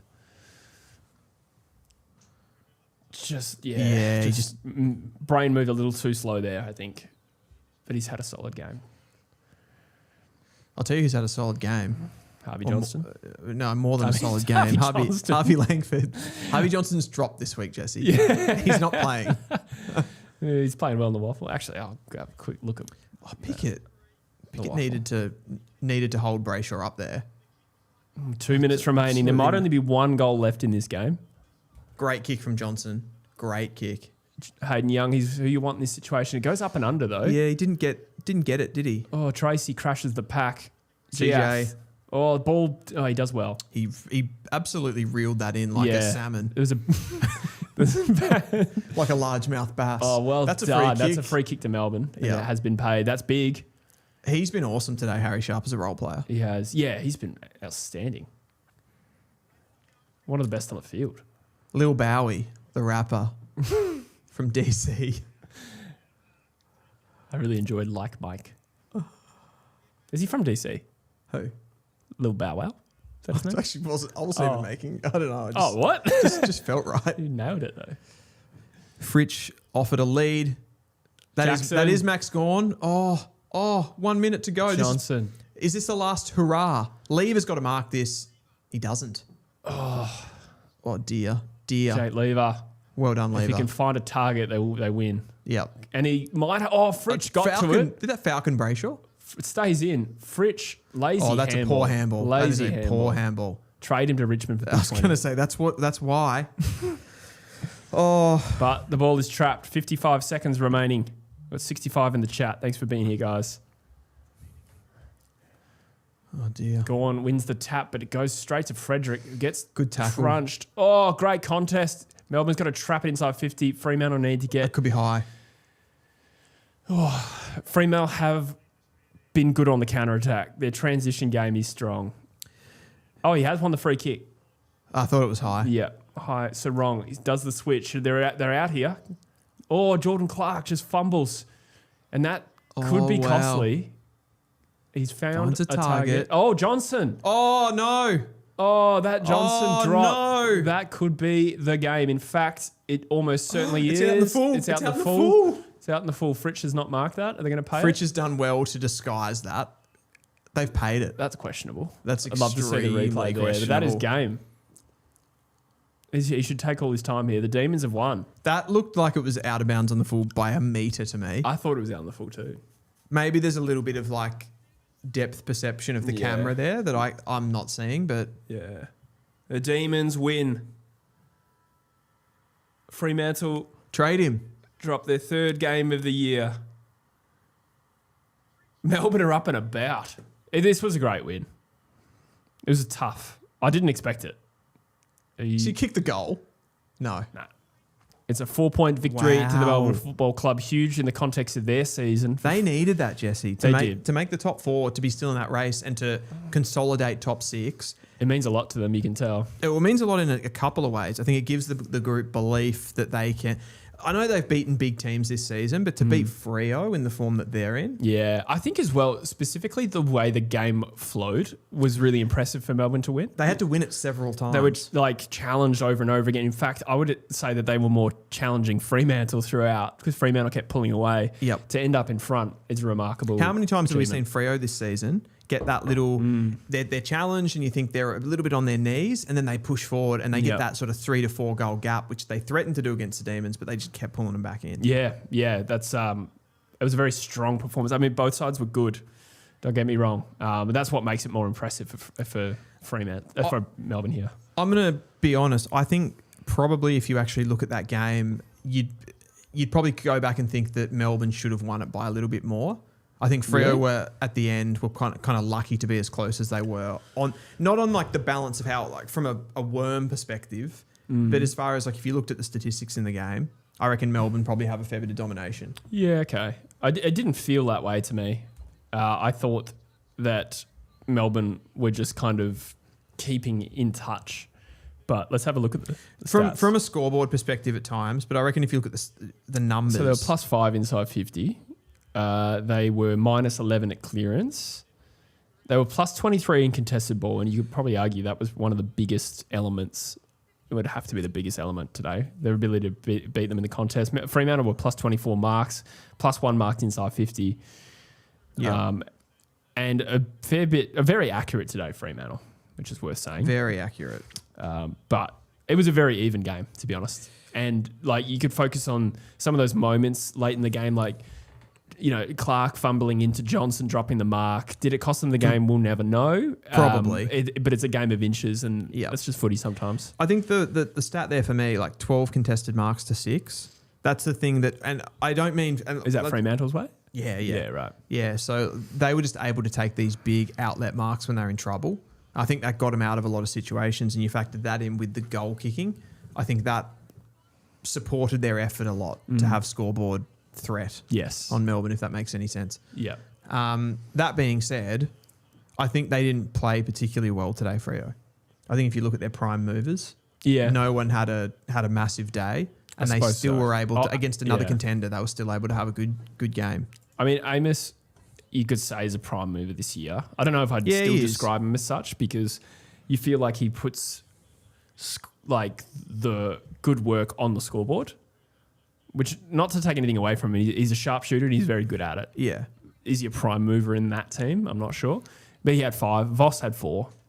Voss continues his streak of really good form with the G. So, like, they took big contested marks. Yeah. And that was... Well, Amos was more on the lead today. I don't know how many... They took a couple of contested, I reckon. Did he? I knew to have at least 2. I thought they spotted him up more. Okay. He's more of that player, in fairness, but yeah.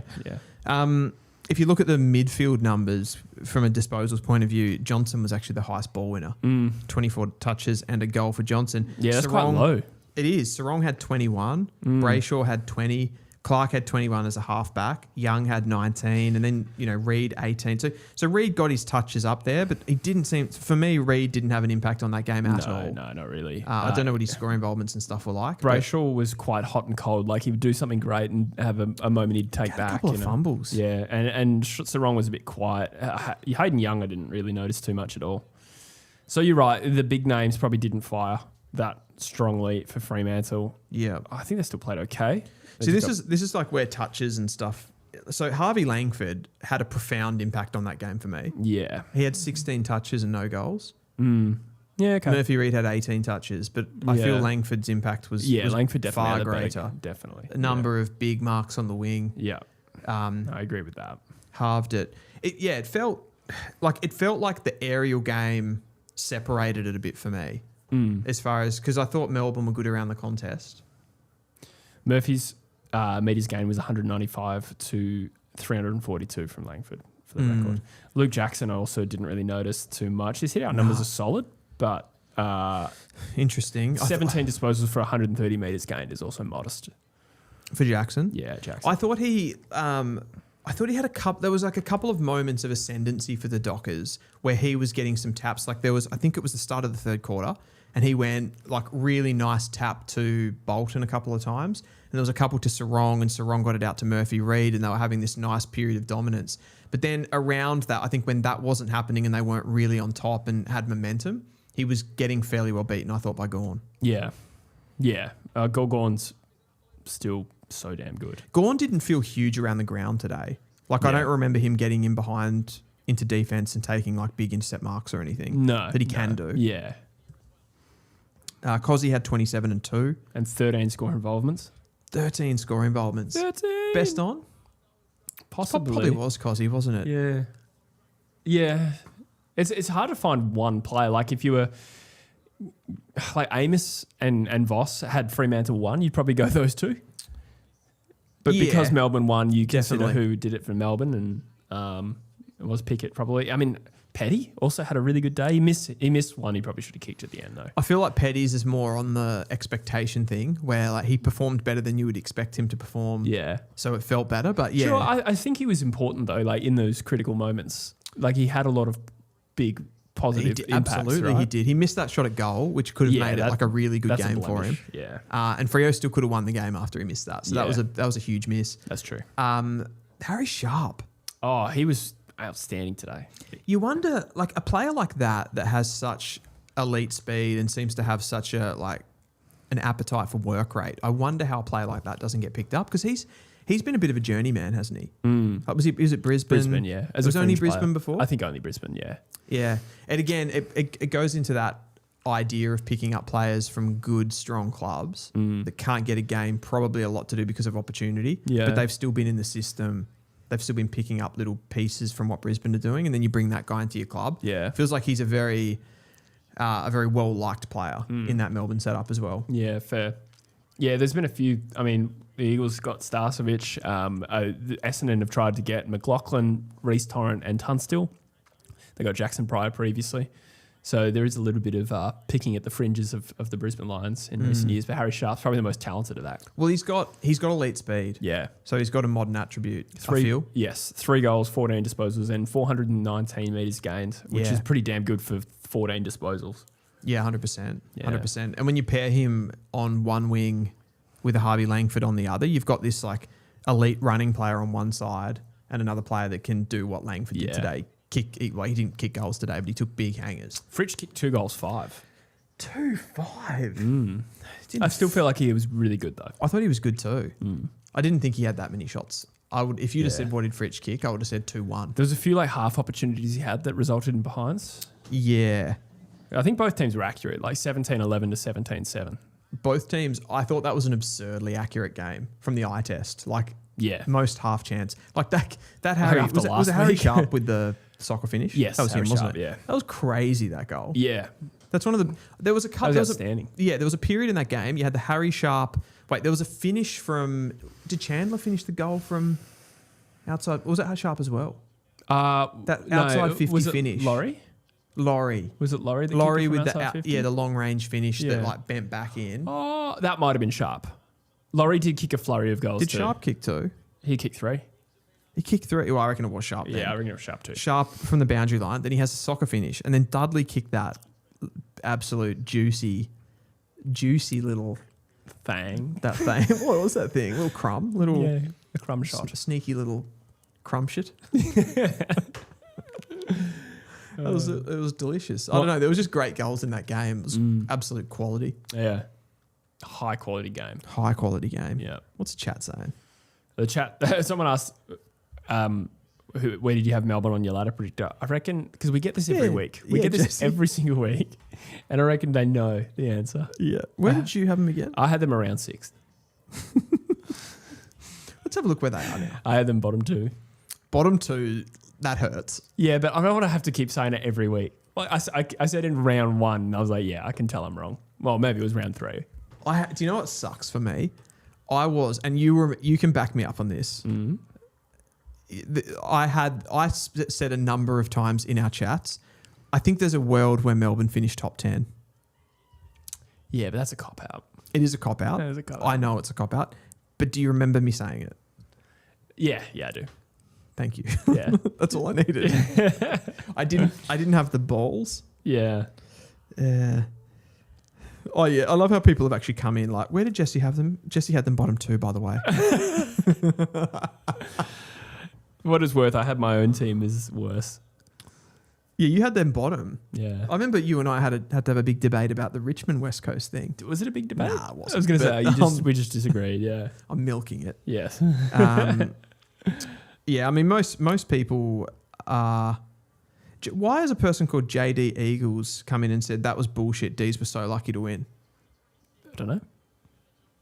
Is that a Freo fan in disguise? No, Fake account? JD Eagles has been a long-time contributor, or at least very consistently for at least a year or 2.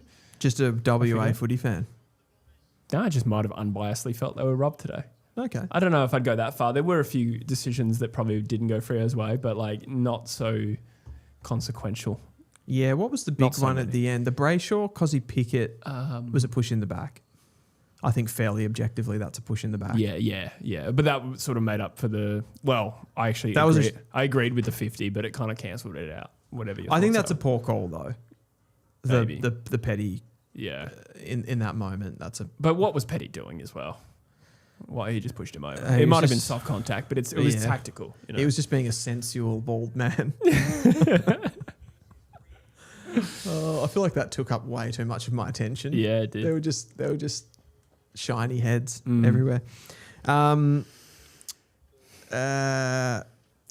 4877 says can't say that was umpires that lost the game for free. I don't think so either. I didn't think it was much of that. It was just a very even game, and Melbourne's momentum just kicked in late, at the right time. Fremantle was scoring freely, but there was a genuine momentum shift there where the ball lived in Melbourne's front half. What do you think about this shout from Quinn Levi? Says making the game a shootout is the only way Freo lose a game. I suppose you would say that then the hour low scoring games kind of plays in their favour because they're a contest focused team. And I think so. I think there is some truth to that. And you rely on the moments from your talented players. Yeah, I think that suits them more. Yeah. I think when the game gets into that really frenetic sort of style of play, they can sort of because they're such a good team. I think when the score is actually low, as much as it's sort of counterintuitive because you think when the score's low, the other team has a chance, but they can control things better when it's low scoring and they can go on those runs and their talented players can kick in. Yeah. When it gets very back and forth like that, they can lose control of the situation. It can get out of hand. Yeah. They didn't defend particularly well today, Fremantle. No, they There weren't didn't. too many really good defensive efforts that I can think of. Yeah, I thought they handled aerial stuff fairly well. Sure. I don't think Melbourne's aerial players, and maybe that's partly Melbourne's players, because they don't have, Van Royen's turned into a really good forward, but he's not an aerial beast. Like Fritsch, we said, he's not an aerial beast. No. Jefferson he had some little moments early, but I don't think he was in the game. Petty was the biggest aerial threat. Yeah. Maybe they would have said, we could... Yeah, well, Laurie and Sharp would have taken general play goals between them, the six. Laurie Sharp, yeah, exactly. And Fritsch probably similar. Maybe at least one from general play. So what does that tell you? It tells you that Freo don't like speed. They don't like ground level threats with speed. Yeah. I mean, most people don't. Most teams struggle with like No. quality players, but yes, yeah. Just looking at it though, Yeah. from that game alone. Yeah. And obviously Pickett was a threat, but probably more from a midfield perspective. Yeah, it was Sharp and Laurie. It was kicking and goal, and Fritsch was a threat as well. Yeah, and he's a bit of a hybrid. So, yeah. I think I'd call Fritsch more of a ground level player than an aerial player. I kind of think he's a bit more of a leady, Gunston-y, but like without being quite as tall or as good. Agree. But from general play, he's also dangerous. Rather than being like even an Amos would take more marks. I would have thought. I suppose what I mean, but players that just sort of drift into space and take marks, I still don't call them aerial players. Okay. Yeah. Because you're really getting, it's like you're talking about contested marks then. Yeah, really. Aerial contests. Yeah. Yeah, fair enough. Yeah. Yeah, he's not that kind of player. Yep. Okay, I'm just reading through these. Matthew Decker says, "Hey guys, I did not watch the whole stream, but did we talk about Geelong? Oh, and our thoughts on the reports. Should we wait till Monday to talk about that? Is that where you were going to... No, I was just waiting for you to talk, and then I realised you were going to let me jump in there, and I was like, I can't be bothered. That's why I read the comment, to lay it up for you. Okay. Yeah, I mean, this all kind of unfolded while I was at work, and I wouldn't say I'm fully across it. I understand that Geelong had some sort of condition in a contract with College Asney that he couldn't sue them in the result of a head injury. My first reaction, and while I was a former law student, you were. I don't know if I'm right about this, but my first reaction is you can't just put that in a contract and have it legally binding. This is what's so bizarre about this situation for me, that they did it. They obviously did it for some sort of protection for themselves, but at the same time, it feels wild that they would have done that without the consult of the AFL, because they would have known that if it came out, it would have kind of blown up. Yeah, I think somebody suggested that the AFL did know about it. And I think the AFL does have to ratify all the contracts.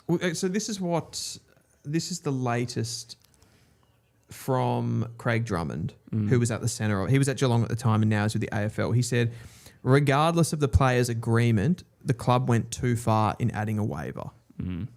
It does feel immoral, the waiver. Yeah. Like, that's not up for debate. My first reaction, though, was like... Just because you put something in a contract does not make it legally binding. No. So I don't think they would be protected there. Yeah, exactly. Like if I had a contract with you and I said like you have to come here and eat shit every day. No, that's why? I don't know. Like it's just popped into my head. But like something like absurd, you can't just add it to a contract. Yeah, the better example would be like I thought that was a completely adequate. No, because that's actually Jesse. a different legal principle where, like, if I sign a contract where I have to do something, I mean that's probably abuse. You can't. Yes, but yeah, there's also that, but also like you can't actually force someone legally to do something. Okay. There's no like they have to pay damages if they fail to do something, but you can't be legally enforced to do anything. But a better example is like putting a term in a contract that is like. Let's say you put in a contract with me as part of like our working together partnership. It's like, I can't sue you for beating me up. It's like that contract is not actually binding. That's like not binding. If you beat me up to a pulp and I press charges, the contract wouldn't be enforceable. That's right. And that's kind of more similar to the eating shit example that you... Yeah. I'm glad you've brought some credibility to this conversation. But I suppose, from my perspective... It feels strange that people in those positions at that football club wouldn't be able to see that. Do we know exactly when this contract was done? I suppose pretty recently because... It has to be. Yeah, somewhere in the last 24 months, surely. Probably, yeah. And we've known concussions are probably an issue on the horizon for the best part of like 8 years maybe. Yeah. Like when did we have... suppose. Like we had concussion retirements. I know we... had him in like 22. Yep. Or even probably Venables. That happened in 2019. He retired in 21. So I that's think around it's the been pandemic really era. strong in the discourse for the last 5 years. Yeah. I reckon 10 years. You said 10 years first. I think I said 8. Oh, did you? Yeah. Yeah, okay. Yeah. Yeah, probably about right then. Yeah. Yeah, fair enough. Yeah, and there's obviously still that view that you kind of, you sign up to play the game, you're liable for whatever happens to you. But it is a bit more complicated than that, right? There has to be a level of protection or insurance from the league as well. Yeah, especially in this situation where, let's say a fringe player, take it away from college Asney as such, but a fringe player wants that 1 year contract to keep playing, and there's leverage. Yeah. Like a leverage imbalance there, and they're going to accept any term, really. So there was not any term, but... Yeah. I don't know if you caught Fireball on Monday, but Kingy and Corn were talking about it sort of... So they have a nice debate about it, because Corns fits into that side of things where he basically thinks that these waivers are good. Like, he's like, that's fine. That's basically like personal responsibility. Yeah. I I agree to play the game. Where Kingy fits more into that other side of things. Corn said that?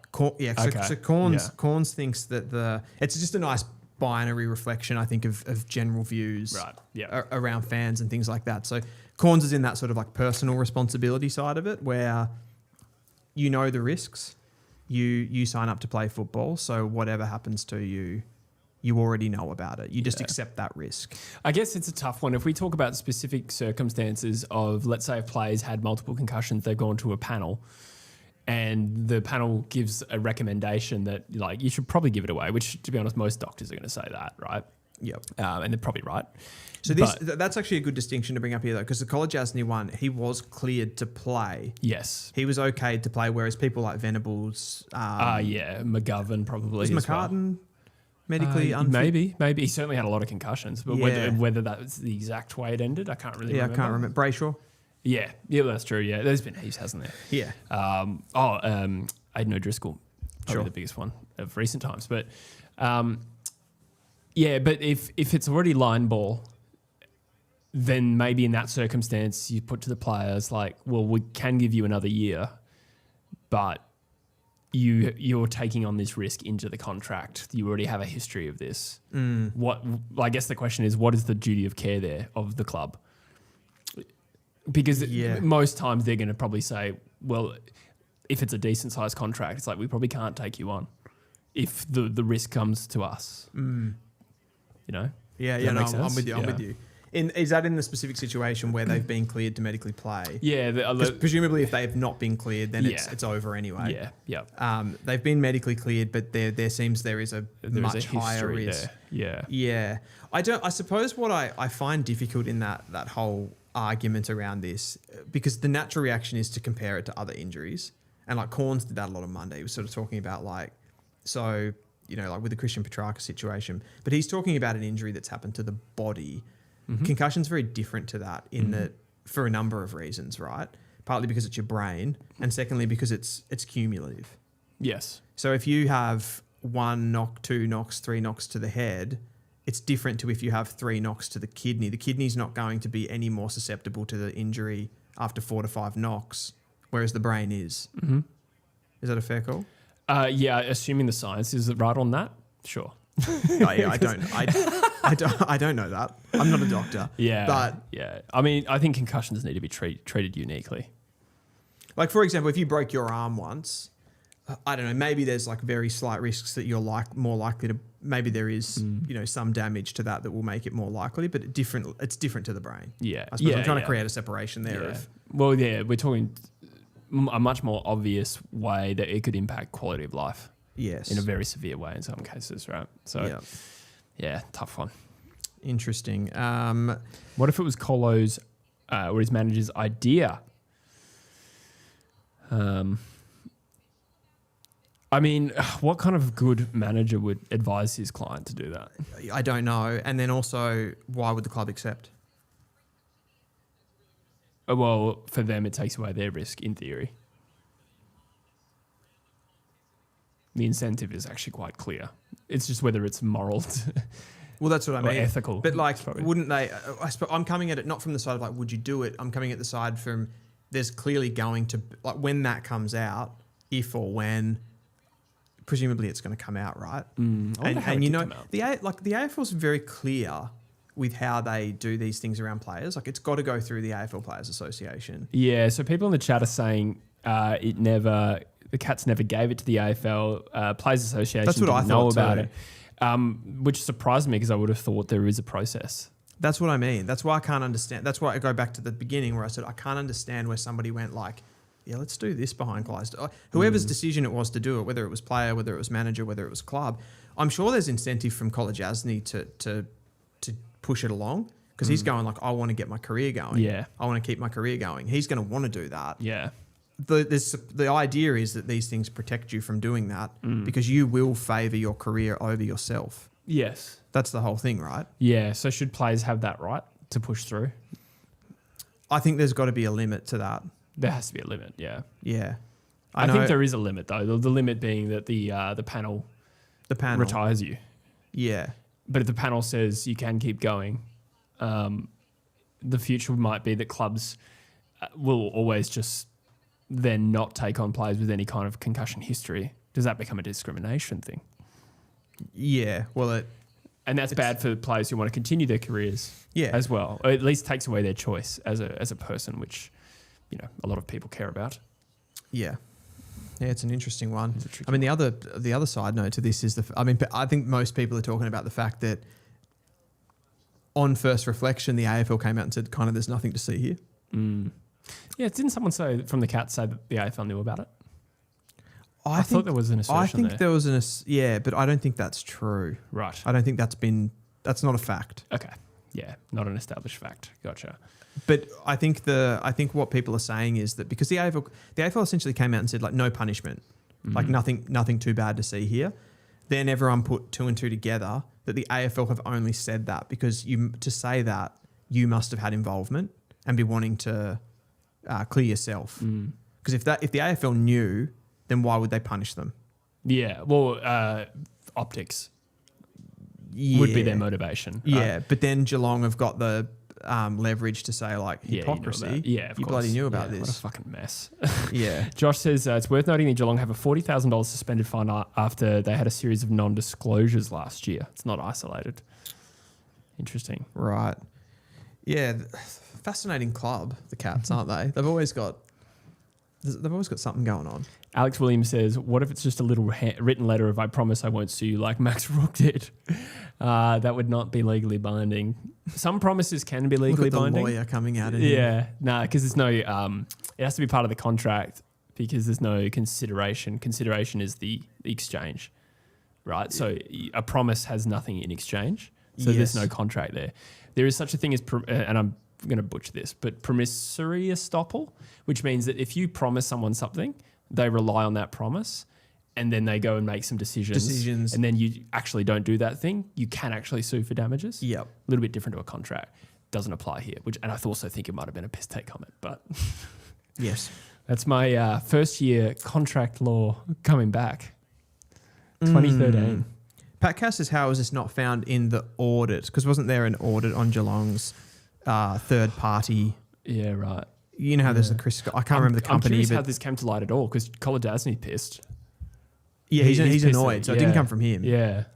It's got to be a connection of journalist to individual. Clandestine group of thugs. Surely. A network of criminal... I don't know. Yes. Stop. Gotcha. There's another... fine 77,500 total, 40K suspended, Josh Chaos says. Right. That's from last year. Yeah, okay. Yep. The AFL late yesterday asked for a please explain from the Cats. Isn't that just in reaction to the public outcry? Probably. I think that's how these things work. Yeah. Interesting. As the Cats go to play the Bombers in this game. Set your television sets to this. This will be huge. GMHBA, the Bombers in with a huge shot. It looks so good on our BENQ TK 705 STI projector. How many pixels, Jesse? 3,960. Beautiful. Is that right? That's actually very good. Yes. And look how clear Anthony Hudson looks down upon us. This is an absolute beauty of a projector. It's changed the way we watch football now. We're going to have it all through our final series. We're going to have a big grand final day here. And you can get $100 off by being a True Footy subscriber with the link in the description. And a further $100 off if you become a BENQ member by just filling out the form also in the description. And when we got this sent, Jesse, just a point on the projector, when it was sent, like I thought you'd have to like do a lot of stuff to kind of set the projector up. Like I thought I was going to have to like connect a bunch of devices to it. It's got everything built in. Yeah, right. Like it's got all your KO apps, your Netflix, all of that stuff. What do you call it? Like it's like a Google account type thing, and it's all in there. You put it on, and it also automatically adjusts to the wall that you put it on. So it's not like you get it and it's like massive or something. Ooh. Yeah. It's got this keystone thing. I don't exactly know how that technology works, but Right. it fits to your wall. It can operate in tight spaces, as we said in the video. Yeah. It's a bit of a Murphy Reed. It's got a great first step. It's got a tasty first step. There's your man Archie Perkins. Oh, yeah. Doing some leg run-throughs with Dyson Sharp, whatever you call those things. Yeah. And Those are called quads. They're called quads. I'm going to look at the ladder here. So Melbourne, who could have dropped out of the top 6 tonight, going to 5th place. They're equal on points with the Brisbane Lions. They're 2 points behind Hawthorn. Can I ask a juicy question? Could Hawthorn miss the 4? Mathematically, they could. Who have they got in the final 2 weeks? Let's look. Is it just 2 weeks? They got West Coast and they've got Thriller. So no, they can't miss them. No, they can't. I think they'll be fine. I'm just going to filter this by. I forget who their other game is, but you know what though? There's a little part of me that hasn't forgotten 2019. West Coast were destined to finish 3rd and play in a qualifying final against Brisbane at the Gabba. And in the final round of the year, Hawthorn, who failed to play finals that year, kicked West Coast's ass at Optus Stadium. And that was the beginning of the end. I was about to say, was that the beginning of the end? Yeah, Indeed. Kind of. We missed the 4 and were bundled out in week 2. Did you think at that point, before you lost to Hawthorn, did you think there was any chance you could win the premiership that year? Yeah, I think we were second favourite to Richmond. Really? Like we were reigning premiers. So there was this belief that it was going to be Richmond and West Coast, and Hawthorn just fucked it everything with that. Yeah. I mean, we did. I was we going to lost say, it. blame them. Yeah, but like that was one of the worst experiences. Probably the worst loss I've sat through in person, I reckon. Yeah, right. That was at home. Yeah, it was at Optus Stadium. Gross. So there's a little part of me that hasn't forgotten that game when we take them on in the final round of the year. I think they'll just kick our asses again, but that's Probably. fine. It's at Optus though, yeah. 7:20 on Sunday I was night. so salty, but yes, continue. So they've got Collingwood. Okay, That's tricky. we'll live stream that next week. Yeah, that's what I would call a bee skin, banana skin. Okay. I wanted to make that sound as gross as possible. Banana skin. That is a skin. Is it a 5 skin or is it a 3 skin? It's a 2 skin. 2 games to go. It's a 2 skin. Saturday, 15th of August at 7:40. So we're going to be here. Yep. That could be a beer fest. Tasty little number. Yeah. Yeah, true. What else you got for me? Geelong's Jesse? run home. Essendon, Yeah. North Melbourne, and Richmond. Mind you, North Melbourne at Marvel isn't the gimme that it looks on paper. Should they win all of the... So that's the thing. So you've got to expect that Geelong are going to win out. Hawthorn are probably safe, given the West Coast game. So they are set. They'll get 62 points. Yeah. Brisbane have got to play... 60. Oh, no, Hawthorn will get to 60. Geelong are already on 48 points. Sorry, Hawthorn will get to 66. Who will be on 62? Geelong. Geelong will be on 60 if they win out. If they win out. Who does Hawthorn should be Hawthorn. 62. Yeah, because of West Coast. Brisbane Yes. could be 60. No, Hawthorn will be 66. Brisbane 64. Hawthorn are only 66 if they win both, That math is not adding up. isn't it? Hawthorn, yeah. If they win both, they'll be 66. Brisbane have 2 games left, which will put them on 64. Yeah. And Geelong are a game behind But that. Brisbane have Freo. Do they beat... No, Brisbane. sorry, Adelaide have... sorry. Freo. Who do Brisbane have? They got a good run now. Yeah, because they've beaten Hawthorn. That was a tough I think game. it opens up after that. I'll just double check that quickly. Wow. So they got the Gold Coast Suns, which I think like weeks ago that would have felt like, it's a Q clash, but Yeah. I think they win that, don't they? Yeah, that'll be fun. And then Collingwood. So Collingwood's not... It's not It's at the walking- G, isn't it? It's at the G. Yeah. That's not easy. Nah. Do they drop one of those? If they drop one of those games, they're not making the 4. Correct. Yep. So I don't know. That's tricky. Yeah. They perform better in big one-off games, but when there's like, I don't know, you can never really tip Brisbane to go on a run, if that makes sense. I feel like when they've won the flag, they've gone on runs, with the exception of the qualifying final last year. Yeah. I feel like every time you set them up to go on a run, they lose one inexplicably. Yeah, but then when they need to win, they win. So I'm a bit lost with them at the moment. They'll probably win out. Yeah, probably. They'll probably make the 4. Yeah. The D's probably finish 5th or 6th. Are Adelaide the one that's in trouble to drop out of the 6 now because of the fact that they've got Freo? Is it actually them that are a bit of a worry? Because the Cats are going to win all their games. The Cats have got absolute walk in the park fixtures. So is there 4 points separating Geelong and Adelaide? Adelaide have Richmond tonight. Richmond tonight. Or tomorrow, yeah. GWS is a little trickly for them. 4 points. Same percentage. Yeah. Both on 117, Adelaide 0.6. So then it becomes a percentage battle. Yeah, which means I'd favour the Cats because they've got easier fixtures. Yeah. Adelaide have got Richmond into Dockers into Giants. Yeah, that's dangerous. That's a dangerous fixture. Yeah. I hope they make the 4, but... Why do you hope they make the 4? Because my mate goes for him. That's probably about as deep as it goes. It's good logic. Yeah. Yeah, it's nice. Well, on the one hand, it's nice to spice up the 4 without, another year would Geelong make it. But then I'm like... I know what you mean. I always have this back and forth with I want it to be... Adelaide Crows finishing in the top 4 would be spicy, but also I want the games to be competitive. Yeah, you want... if you want Fremantle to lose, and I'm not saying they do, but if I did, I'd rather Geelong play. I think that's why you want Adelaide to make the 4, because you want them to win. Because I want Fremantle to win. Yeah. No, I'm saying the opposite. I'm saying... okay. But that's what I'm saying. Yeah, that's good. Yeah. No, I'd say if you're Fremantle, you want to play Adelaide over a Geelong or a Brisbane in week 1. Yeah. Yeah. Correct. Garrison Ken is playing Waffle in 10 minutes. Hey. I know. For the Waffle Eagles or for East Perth?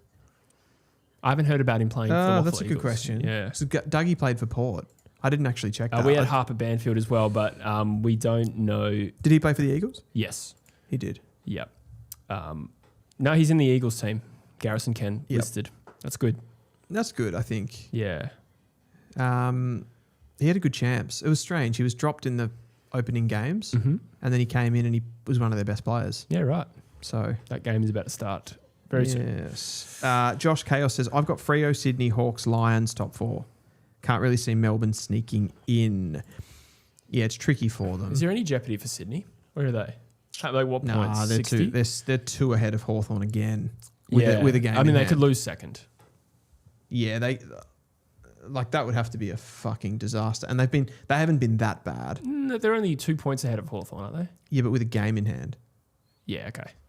Yeah, of course, Hawthorn lost. Yeah. They are losing to Port Adelaide, but it's only 6-14 in the first quarter. Yeah, it's early. So, and they've got Essendon in the run home and North. Yeah. Surely they don't lose both of those. No.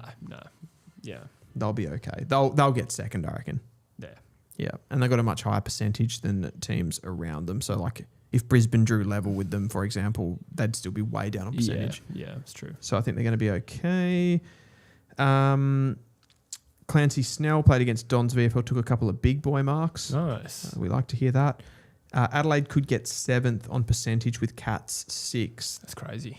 So there's just a bit going on there. A little bit like last year where there was a gap from, or like, was it 5th to 9th was really even, or 4th to 9th? Yeah. The Bulldogs were like right in that race and then sort of muddled it up. The Hawks ended up 8th. Exactly, Yes, yeah. the Dogs were, it was 9th, it was 4th to 9th, you're right. Yeah. Because Brisbane were in the mix. Yeah. But we had an expectation that they'd get their way out of it, and they did. Yeah. But they had to win out. Yeah. Hawks dropped to 8th. Yep. Dogs to 9th. And Sydney were never in it. They were 10th. Yes, correct. Yeah, it was Bulldogs and Freo was that little mini final. Yeah. But I think had Freo lost that, they wouldn't have played, but then they finished 5th as well. They would have missed the finals, I think, was the stakes. Yeah, it was. Yeah. It was. And then you had the Giants as that other one in there as well. Where are you at with the wild card? I think it's probably proved itself in the end. Yeah, I mean, it's just kept the season relevant for more sets of fans. Are we pumped about Carlton versus St Kilda? I kind of am. Yeah. Would I have been if there was no wild card? Yeah. I suppose there would still be some intrigue as to whether Carlton could jump into the 8 if it was an 8. Because they have the Bulldogs next. as well. Albeit, But there's more teams involved. So St Kilda fans are now engaged. Giants fans are engaged. yeah, North even to some degree. Yeah, mathematically it's still in it. very unlikely, but Yeah. I think there's some chatter. Yeah, I'm just hearing it, Dylan. I'm just hearing it. I follow Kanga TV on Instagram. Yeah. And North Melbourne close to a flag. They sometimes talk about it on Further there, north. but we're on the same points as the Giants and the Saints after that win against the Dogs. Yeah, so wow. They know we're coming. Hmm. They know we're coming. A lot of draft talk in here. Khalid El-Suki had a good debut. Hope Eagles bid on him with the comp pick. I reckon, particularly if the Dogs get Butters, he is in play, El-Suki. He's a chance. Josh saying, I've got North 3 wins out of 10 for next year. Out of the 10. Oh, 3 wins out of the 10. How are we 3 wins out of the 10? I think he means by the end of the year, maybe. Oh, okay. Yeah, maybe. Like I'm talking. I don't think we're making the 10. No. We're just talking about the jeopardy. It's all about the jeopardy. Jesse, should we finish up? We shall. We've got to go. It's been a great game. That was a good game. One of the games of the year. Do you think that was the best game we've, as far as the quality of the game, the best games we've ever streamed? It's hard to go past North and West Coast 2025. Yeah, that was huge. Yeah, true. Particularly for quality. Yeah, the standard. The Bunbury game. Yes. Yeah, probably. That could be up there. I reckon Clancy Snell's Collingwood VFL had a better probably quality than that game. Yeah, true. Yeah, that was crazy. We will wrap up. That was an incredible game. Once again, thanks to the beautiful people at BENQ for giving this projector to watch the game on. This is a classic, the BENQ TK705 SDI projector. Jesse and I will be back on Monday with our regular programming. We'll try and get there by 5:30 to 5:45, somewhere in that roughly mix. in that window. Where we struggle with time. It's tough out there. So, yeah, have a great weekend. Enjoy yourselves, and we'll see you in a couple of days. Goodbye.